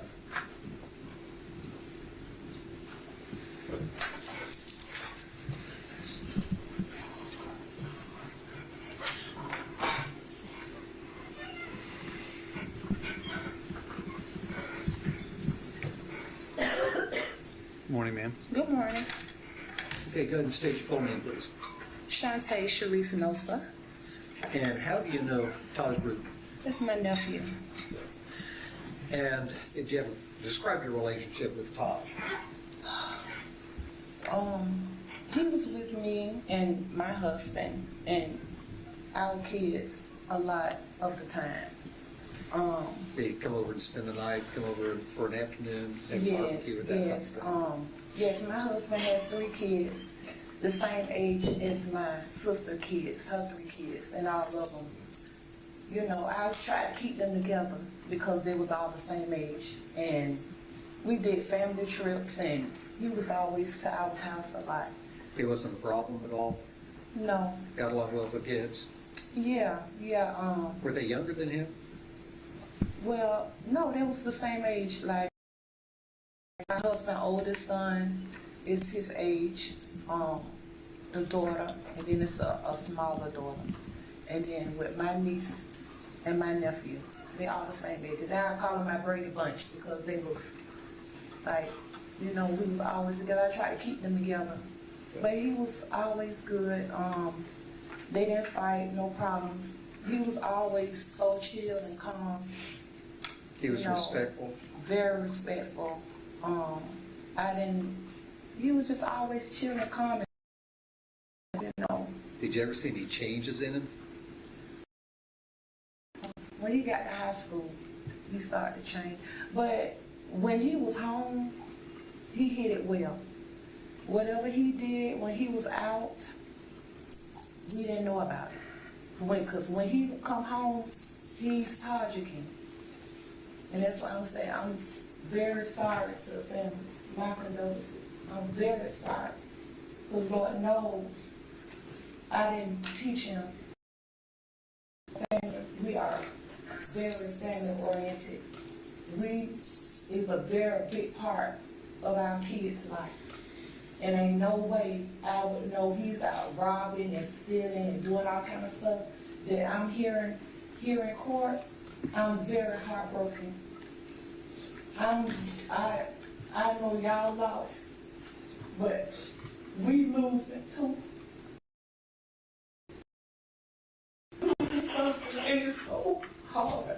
I'm so sorry for y'all, but I'm sorry. Thank you. I don't have anything further. Thank you, ma'am. Have a nice day. Okay, thank you. I call Lorenzo Harris.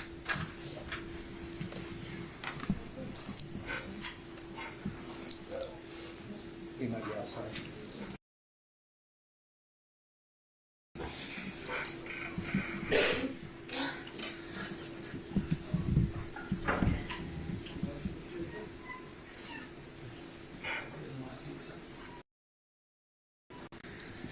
I call Janet Wilson.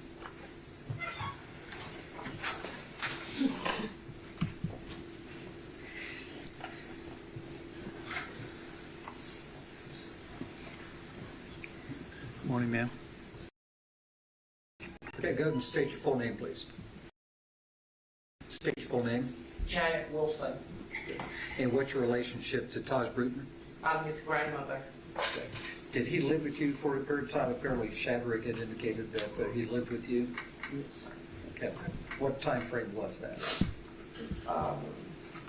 Like how long in between? Yeah, how long it was and how old was Tahj when he was living with you? He was, and he just had started high school. Okay. Had he, which high school was that, do you recall? Lakewood. Okay. Did he transfer to that high school from another high school, or did he go from that high school, Lakewood, to yet another high school? To that high school. Okay. And he was how old? He was 15. Okay. And did he live with you for what, a year and a half? Okay. During the time that he lived with you, did he go to school every day? He went to school every day, and he was very smart, and he was getting good grades. Then his grades started to drop, and we didn't know why, so we would talk to him, and try and go to school, and school will call us and say how good he is and how he's messing up, and we didn't understand what was happening. Did you meet any of his friends? Pardon? Did you meet any of his friends? I didn't know them. Okay. Did he ever bring friends home at all? No. Okay. When he was at the house, was he respectful of you and obeyed you, and was a contributing member of the household? So, like, I mean, take the trash out, wash the car, mow the lawn, that type of thing? yes. He did that? Yes. He didn't scream and yell, I don't want to do that, it's Yeah, not like because, that? I mean, we got on to him, and we made sure he kept his room clean. He played video games all the time, so he in his room all the time. He would come out to eat cereal. Was he the only teenager in the house? Sir? Was he the only teenager in the house? Yes. Anybody else there other than you and your husband? My husband and 2 dogs. And how about his relationship with the dogs? Apparently he likes Oh, he animals. loves dogs. He was given a dog. It's a pit like that. And I told him we couldn't have another dog because we have a Chihuahua. And he just had to have that dog. And he said, my friend gave me this dog, and he keep this dog. I said, no, I got to go. And he said, I'm a heartfelt person. I'm not going to push the dog out. And so I said, I'm going to keep, I said, I can't keep this dog. We have a dog. So she stayed there so long. She went to Growing Up. She went to Loving Up. And we went to Loving the dog. And she's beautiful now. She's great. But you never saw Tahj bringing any guns home or any drugs or any alcohol, anything like that? No. Did you? Would you allow that in your house? No. And he obeyed you and your house rules? No. Yes, he did, or no, he did not? He never brought anything like that in my house. But he obeyed your house rules? Yes, he did. Okay.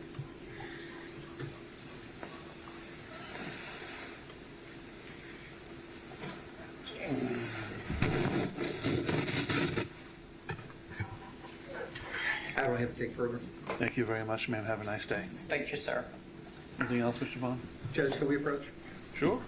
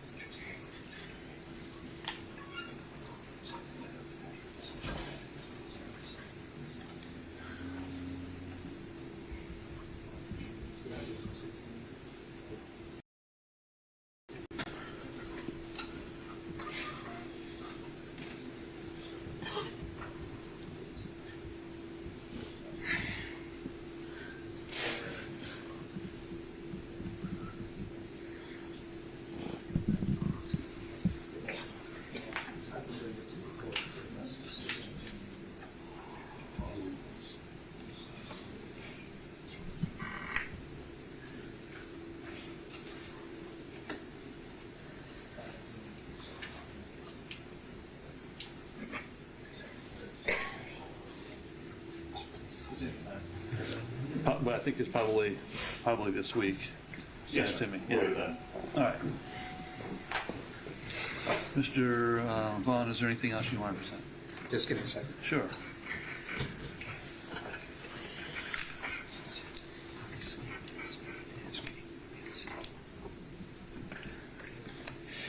I don't have anything further, Judge. Mr. Brewton, do you understand that you do have the right to speak at the sentencing if you would like? Do you understand that, right? Yes, sir. Is there anything you'd like to say at this time? No, sir. Okay. Are you waiving your right to speak? Yes, sir. All right. What sentence does the state feel is appropriate in this case? May I approach with the score sheet? Sure.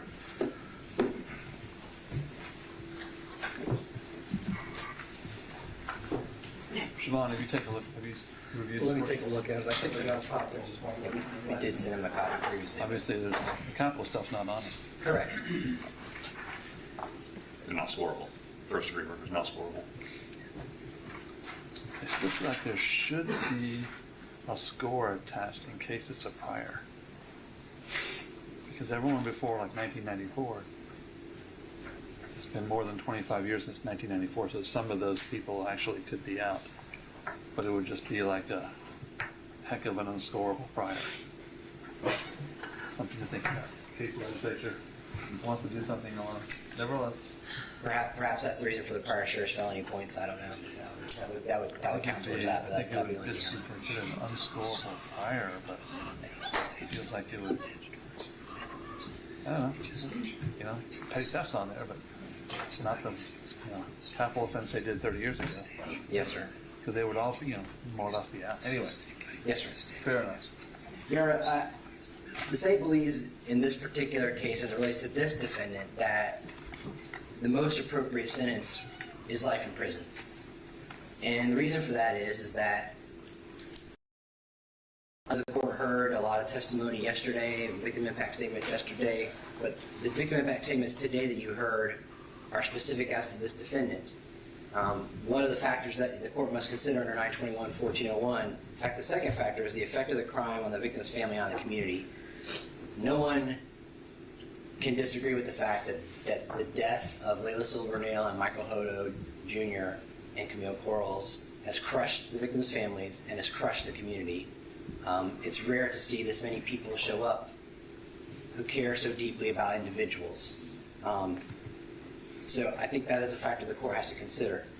the nature and circumstance of the offense is also one that the court has to consider, and it's clear from the evidence that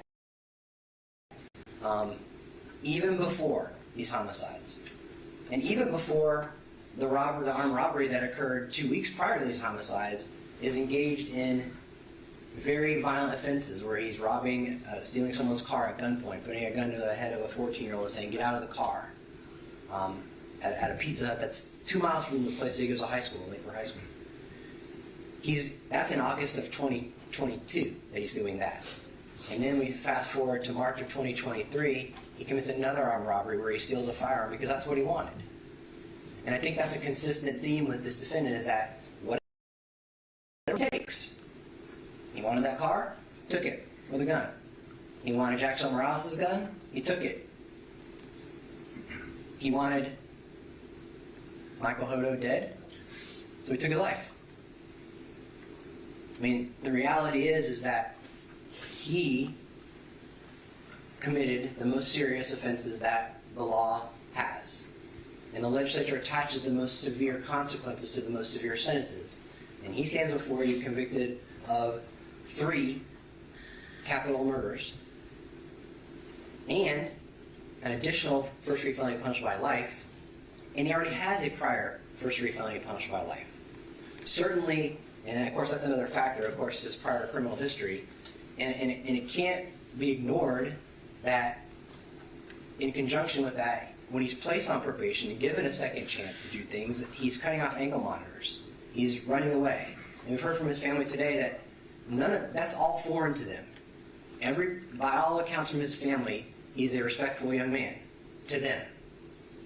But by all accounts from everybody else, he does exactly the opposite, which is he doesn't care what the law is, he does what he wants to do.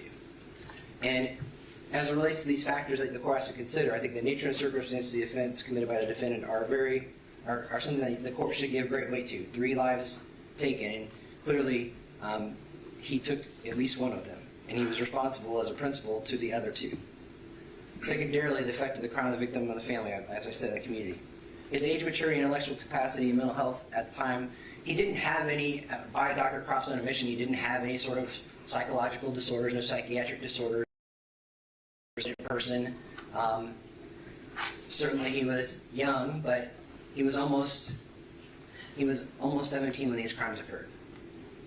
And under Florida law, had he been 18, we wouldn't be having this hearing because he would be going to prison for life, period. I don't think, I know that the court also has to consider immaturity, impetuosity, or failure to appreciate the risks. There really isn't any evidence to suggest that he suffers from those situations.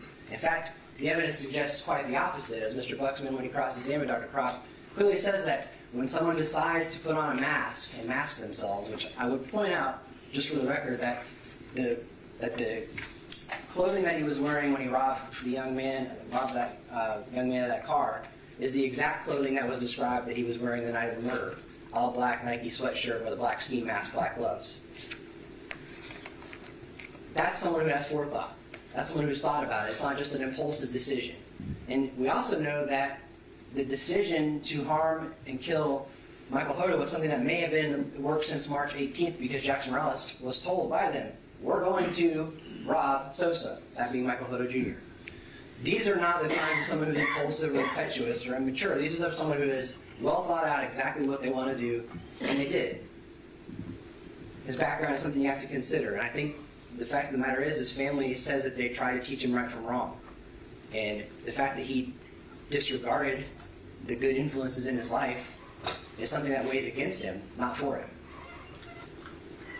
The extent of his participation in the offense, I think the evidence is consistent with the fact that he did kill Michael Hodo Jr. and that he, by his own admission, disposed of his body, and that he tried to dispose of Camille Coral's body.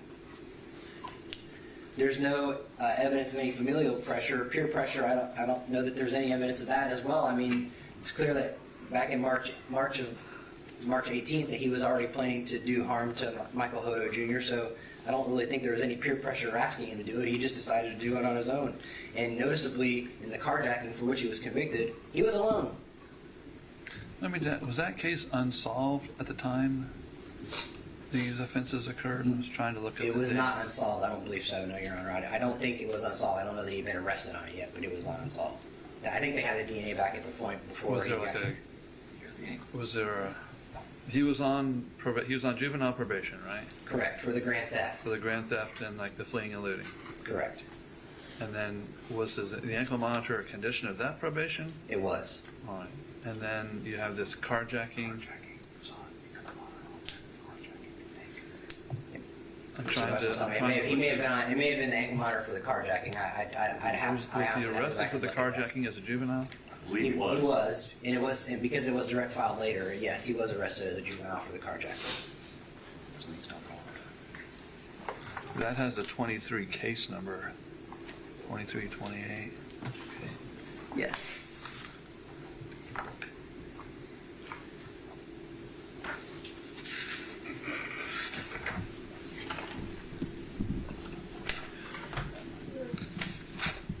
It happened.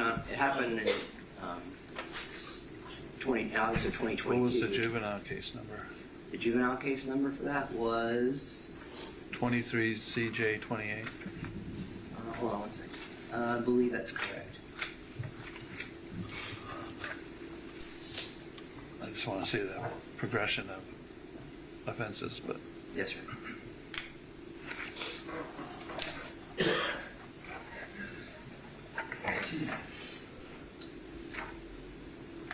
All right. So he was arrested on that.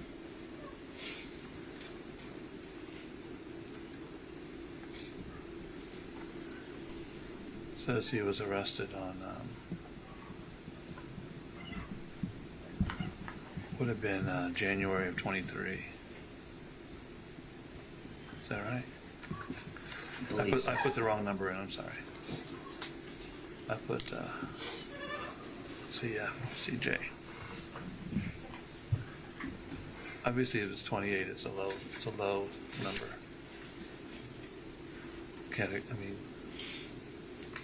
Chronologically. So he was arrested on that, 23 CJ 28. January 17th. Yes, sir. So that would be. Yeah, he would have been on supervision. He would have been on an ankle monitor for the carjacking because that was on March the 10th of 2023. That the tampering with the electronic monitoring device was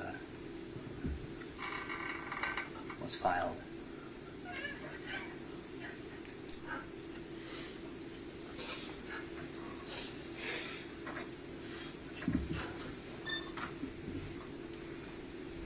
Was he? And then when did he get out of detention?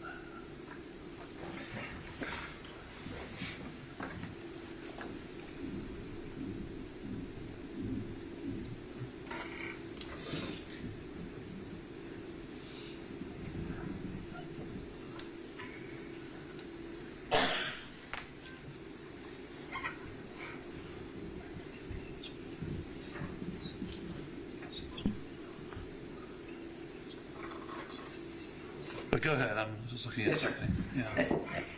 And I just think that, as you consider those things, and of course that sort of plays into the next factor, which the court has to consider, which is that nature and extent of the defendant's prior criminal history.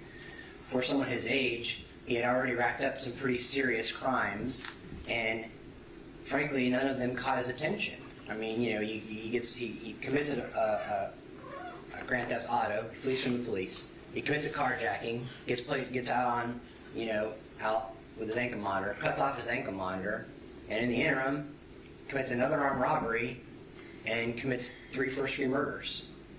I mean, that is an escalation.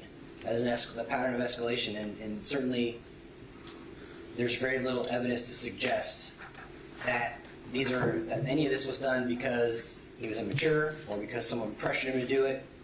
These are all decisions he made. All things that he had the capability and all the tools to understand the difference between right and wrong, and he did it. And so I think when you look at all those factors, I think they weigh heavily in favor of giving him the most severe sentence because these are serious crimes. And I don't know that there is anything that a court could do to him other than give him life that would be fair, given the fact that when given the opportunity to show that he wanted to make a change, he did more severe and more dangerous and more violent things. And I think because of all of those reasons that the most appropriate sentence in this case for this defendant is life in prison. Yes, sir. Thank you, Judge. None of these cases are very good to deal with, Your Honor, and everybody loses, as was said by one of my witnesses. But as the court's aware, Mr. Atkins received a sentence of 40 years, although he was younger. It was the same set of circumstances, same criminal behavior. And it's unfortunate that there are so many different stories about who did what and who shot who.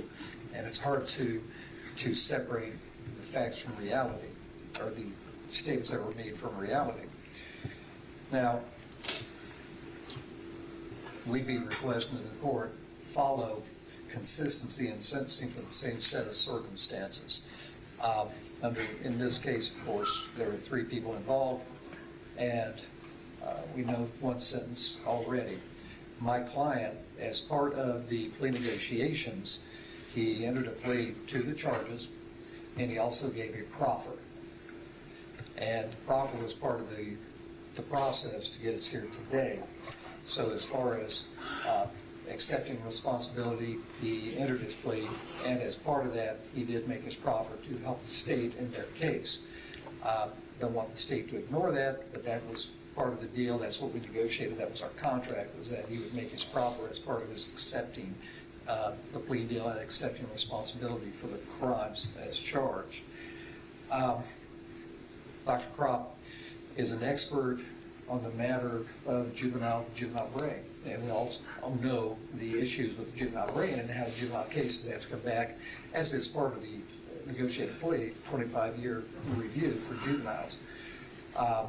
Because of that, the Miller Graham cases dictate to us what that process would be, and that's part of the plea deal because that's the law.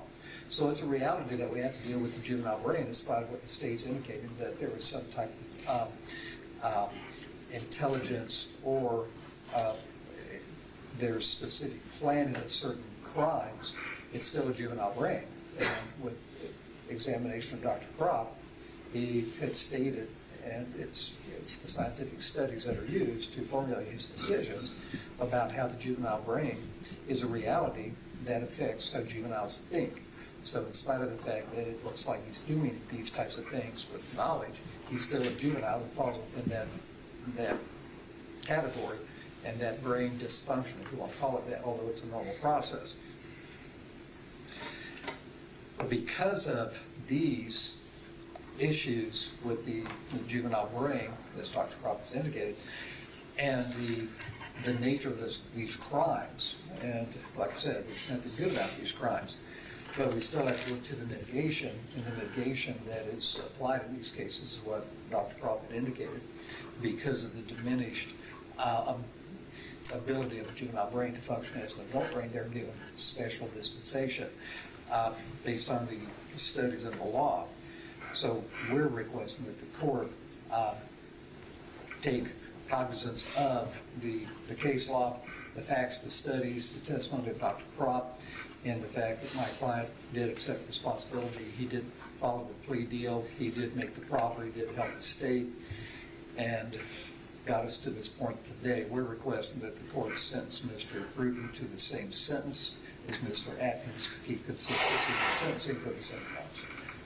And just briefly, in fairness, it is true he did enter a plea.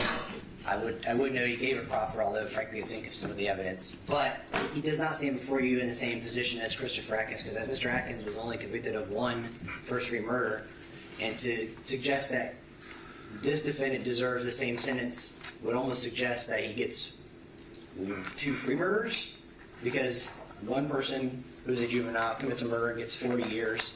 So we're going to give someone who's convicted of 3 murders the same sentence. That they don't stand on the same. They're not the same. They're not the same defendant. You have to treat them differently because they are in fact different. The facts are different. Circumstances are different. Their ages are different. Their behaviors are different. Their criminal histories are different. Everything about this case is different, and life is an appropriate sentence because of the dangerous actions that he committed. All right. And Judge, in response to that, of course, Mr. Atkins got the benefit of the state attorney saying, we'll choose you. And that's the only difference.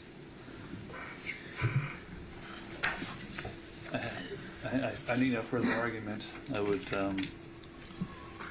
point out one significant difference between Mr. Atkins and Mr. Brewton is that Mr. Atkins was 12 years old at the time of the offense.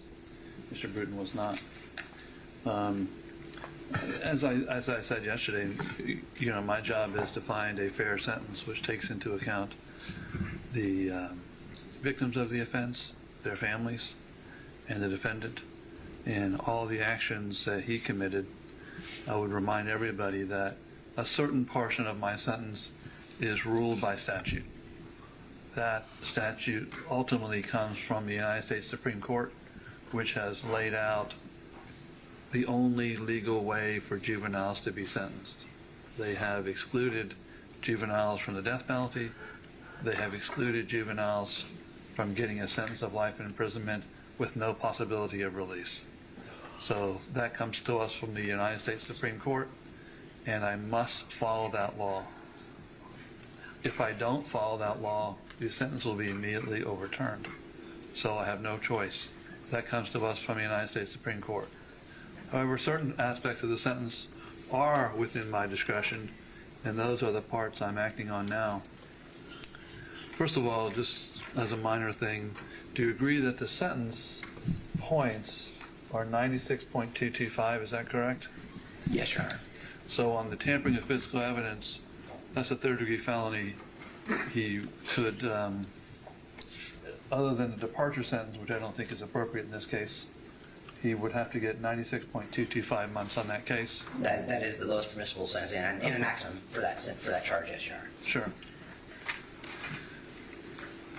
The other thing I want to mention is that for the same reasons I couldn't consider the victim impact of Layla and Michael yesterday, I certainly will consider it today because their cases are in front of the court today. They weren't in front of the court yesterday. In Florida Statute 921.1401, I've considered all aspects of that statute and all the criteria which are laid out in that statute. I've considered in Wade his age at the time of the offense, which was either 18 or 19. Now is the most important one. I think he was 16. Is that correct? Yes. Yes, he was, Your Honor. That's my understanding of it. I weighed his maturity. I weighed his background, his intellectual capacity. I considered the background information from the pre-sentence investigation that was compiled for the robbery case, which would be the same background information for this case. I weighed all the evidence that's been presented by the defense, including Dr. Kropp's evidence. I weighed all the arguments that have been contained by both. But I've also weighed the circumstances of these offenses. And the defendant's participation in these offenses, which is also a part of the 921 statute. Without going into great length and having to recap all that has been said here, the overwhelming thing is that he orchestrated the death of 3 juveniles without any pretense or any justification in any sense whatsoever. He did that at the time after cutting off his electronic monitor for a juvenile offense, for offensive carjacking. He did this offense within a couple of months of being placed on the electronic monitor.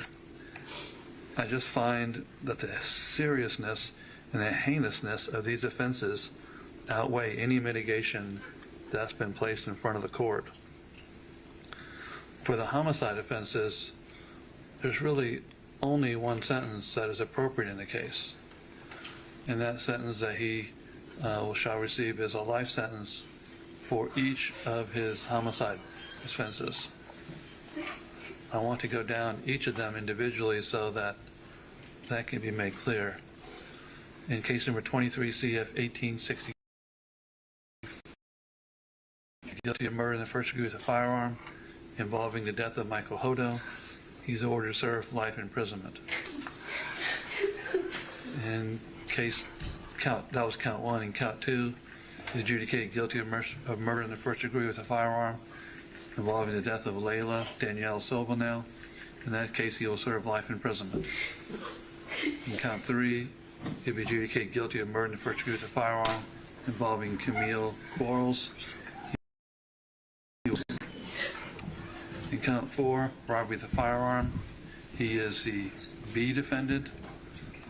He will be ordered to serve life imprisonment. In count 5, robbery with a firearm, I misread that. It's count 3. Count 4 is robbery with a firearm. Count 5, robbery with a firearm. He will be ordered to serve life imprisonment.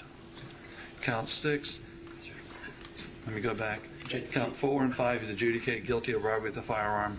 Judge, he's only charged with one robbery firearm in this case. That other robbery is Mr. Robinson. Yes. I'm trying to read this and yes, think sir. at the same time. He's adjudicated guilty in count 4 of robbery with a firearm as a B defendant or serve life imprisonment. Count 5, he is not in that offense. Correct. But that wasn't part of the plea offer either. Count 5. I'm trying to read a lot of things at the same time, but I appreciate it. He's not in count 5. Count 6, adjudicated guilty of tampering with physical evidence. Ordered to serve 96.225 months in the Department of Corrections. I do also find that he killed or attempted to kill the victim, Michael Hodo, in these cases. That he directly killed Mr. Hodo by shooting him with a firearm. So he will be ordered that he can have, that his date for a review will be after 25 years from the date of the offense, or the date of the arrest, I should say. I think it would go by date of arrest. Is that correct, or by date of conviction? Anyone's guess at this point? I don't know the answer to that, Judge. Okay. By whichever is the latter of the two. If it's date of arrest, it'll be by date of arrest. If it's date of conviction, but he will be entitled to review it for 25 years to comply with the statute on these offenses. And that will also be the same for the life imprisonment on the robbery. That will be for all 4 offenses in the robbery. He'll be entitled to review after 25 years. I'm just thinking, I know there may be a situation he would be entitled to review earlier for one offenses. The robbery, I believe, is 20. Correct. 20. That's correct. I can impose, I'll say for 20 on the robbery, but I would point out, I don't know if they would do a review since he would not be entitled to release for another 5 years on the murder. Correct. But since they've conducted none of these reviews on new cases yet, but so I stand on the robbery. It will be 20 years. And that's part of the plea offer too. Okay, so fair enough, 20 years. I don't believe the offer addressed whether the sentences would be concurrent or consecutive with these 23 sentences. Is that correct? It did not. It did not address that, Judge. I'm sorry. We would be requesting the prior sentence that he received to be concurred with this. Okay, but the plea offer did not address it. It did plea not. offer did not. Okay. Well, the 23 cases, which is 23 CF 1344 and 23 CF 1345, of which he's previously sentenced, those are for separate offenses with separate victims completed at a completely separate time, unrelated to these offenses. So his sentences in 23 CF 1864 will be served consecutively to the sentences in 23 CF 1344 and 23 CF 1345. However, I believe he still is entitled to review at the 25-year mark. But the sentences, if he is not let out upon review, are served consecutively. So I think he had a 20-year sentence there. So essentially his sentence would start upon the expiration of his earlier sentence. On each count, I'm going to go back to the plea agreement here. On count, there is, for the case, $100 to state attorney's office cost of prosecution, $100 cost of defense. That's for count one. Is there anything else I've missed? Just for clarification purposes, Your Honor, the plea agreement indicated that the defendant agreed that he killed, intended to kill, or attempted to kill all 3 homicide victims. That was the negotiated plea. Is the court making that finding that that 25-year review hearing applies to each of the homicide counts? Yes, sir. That's what I. Thank you, Your Honor. That's the intention of the court. So, Mr. Vaughn, is that correct? That's correct. All right. So yes, the 25 years is on the 3 homicide offenses. All his sentences in the 23 CF 1864 are concurrent. Yes. So the sentences in 1864 are concurrent, but they are consecutive to the sentences in 23 CF 1344 and 23 CF 1345. Minimum mandatory on the. There's a 10-year minimum mandatory for the firearm in the armed robbery offense. So the 23 CF 1864 are all concurrent, Madam Clerk, but those sentences are all consecutive to the sentences in 23 CF 1344, 23 CF 1345. All right. Good luck to you, sir. You have 30 days to file an appeal. Oh, there is a $100 fine in court costs on count one. Good luck to you, sir. You have 30 days for an appeal. Is he requesting the appointment of counsel for appeal? Or let me know if he is. Thank you. Oh, we're adjourned.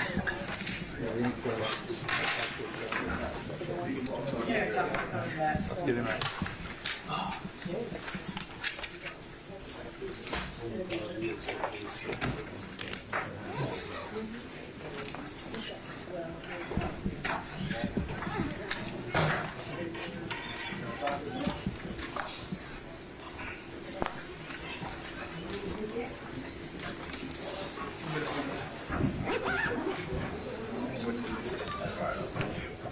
Hey, Tracy. Bring him back in. Bring him back in. Yeah. Clear everybody. I don't want him to close that. I'm just trying to get it all put together.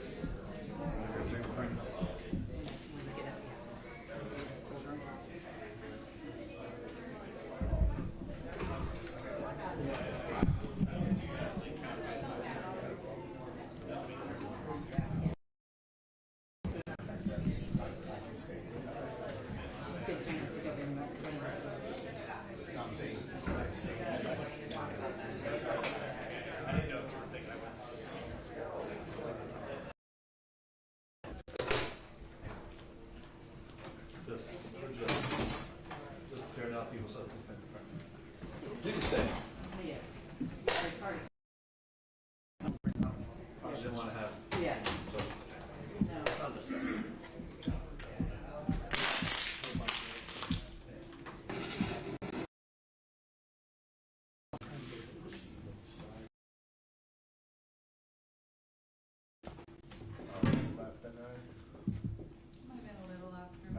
A few minutes after 9. I just wanted to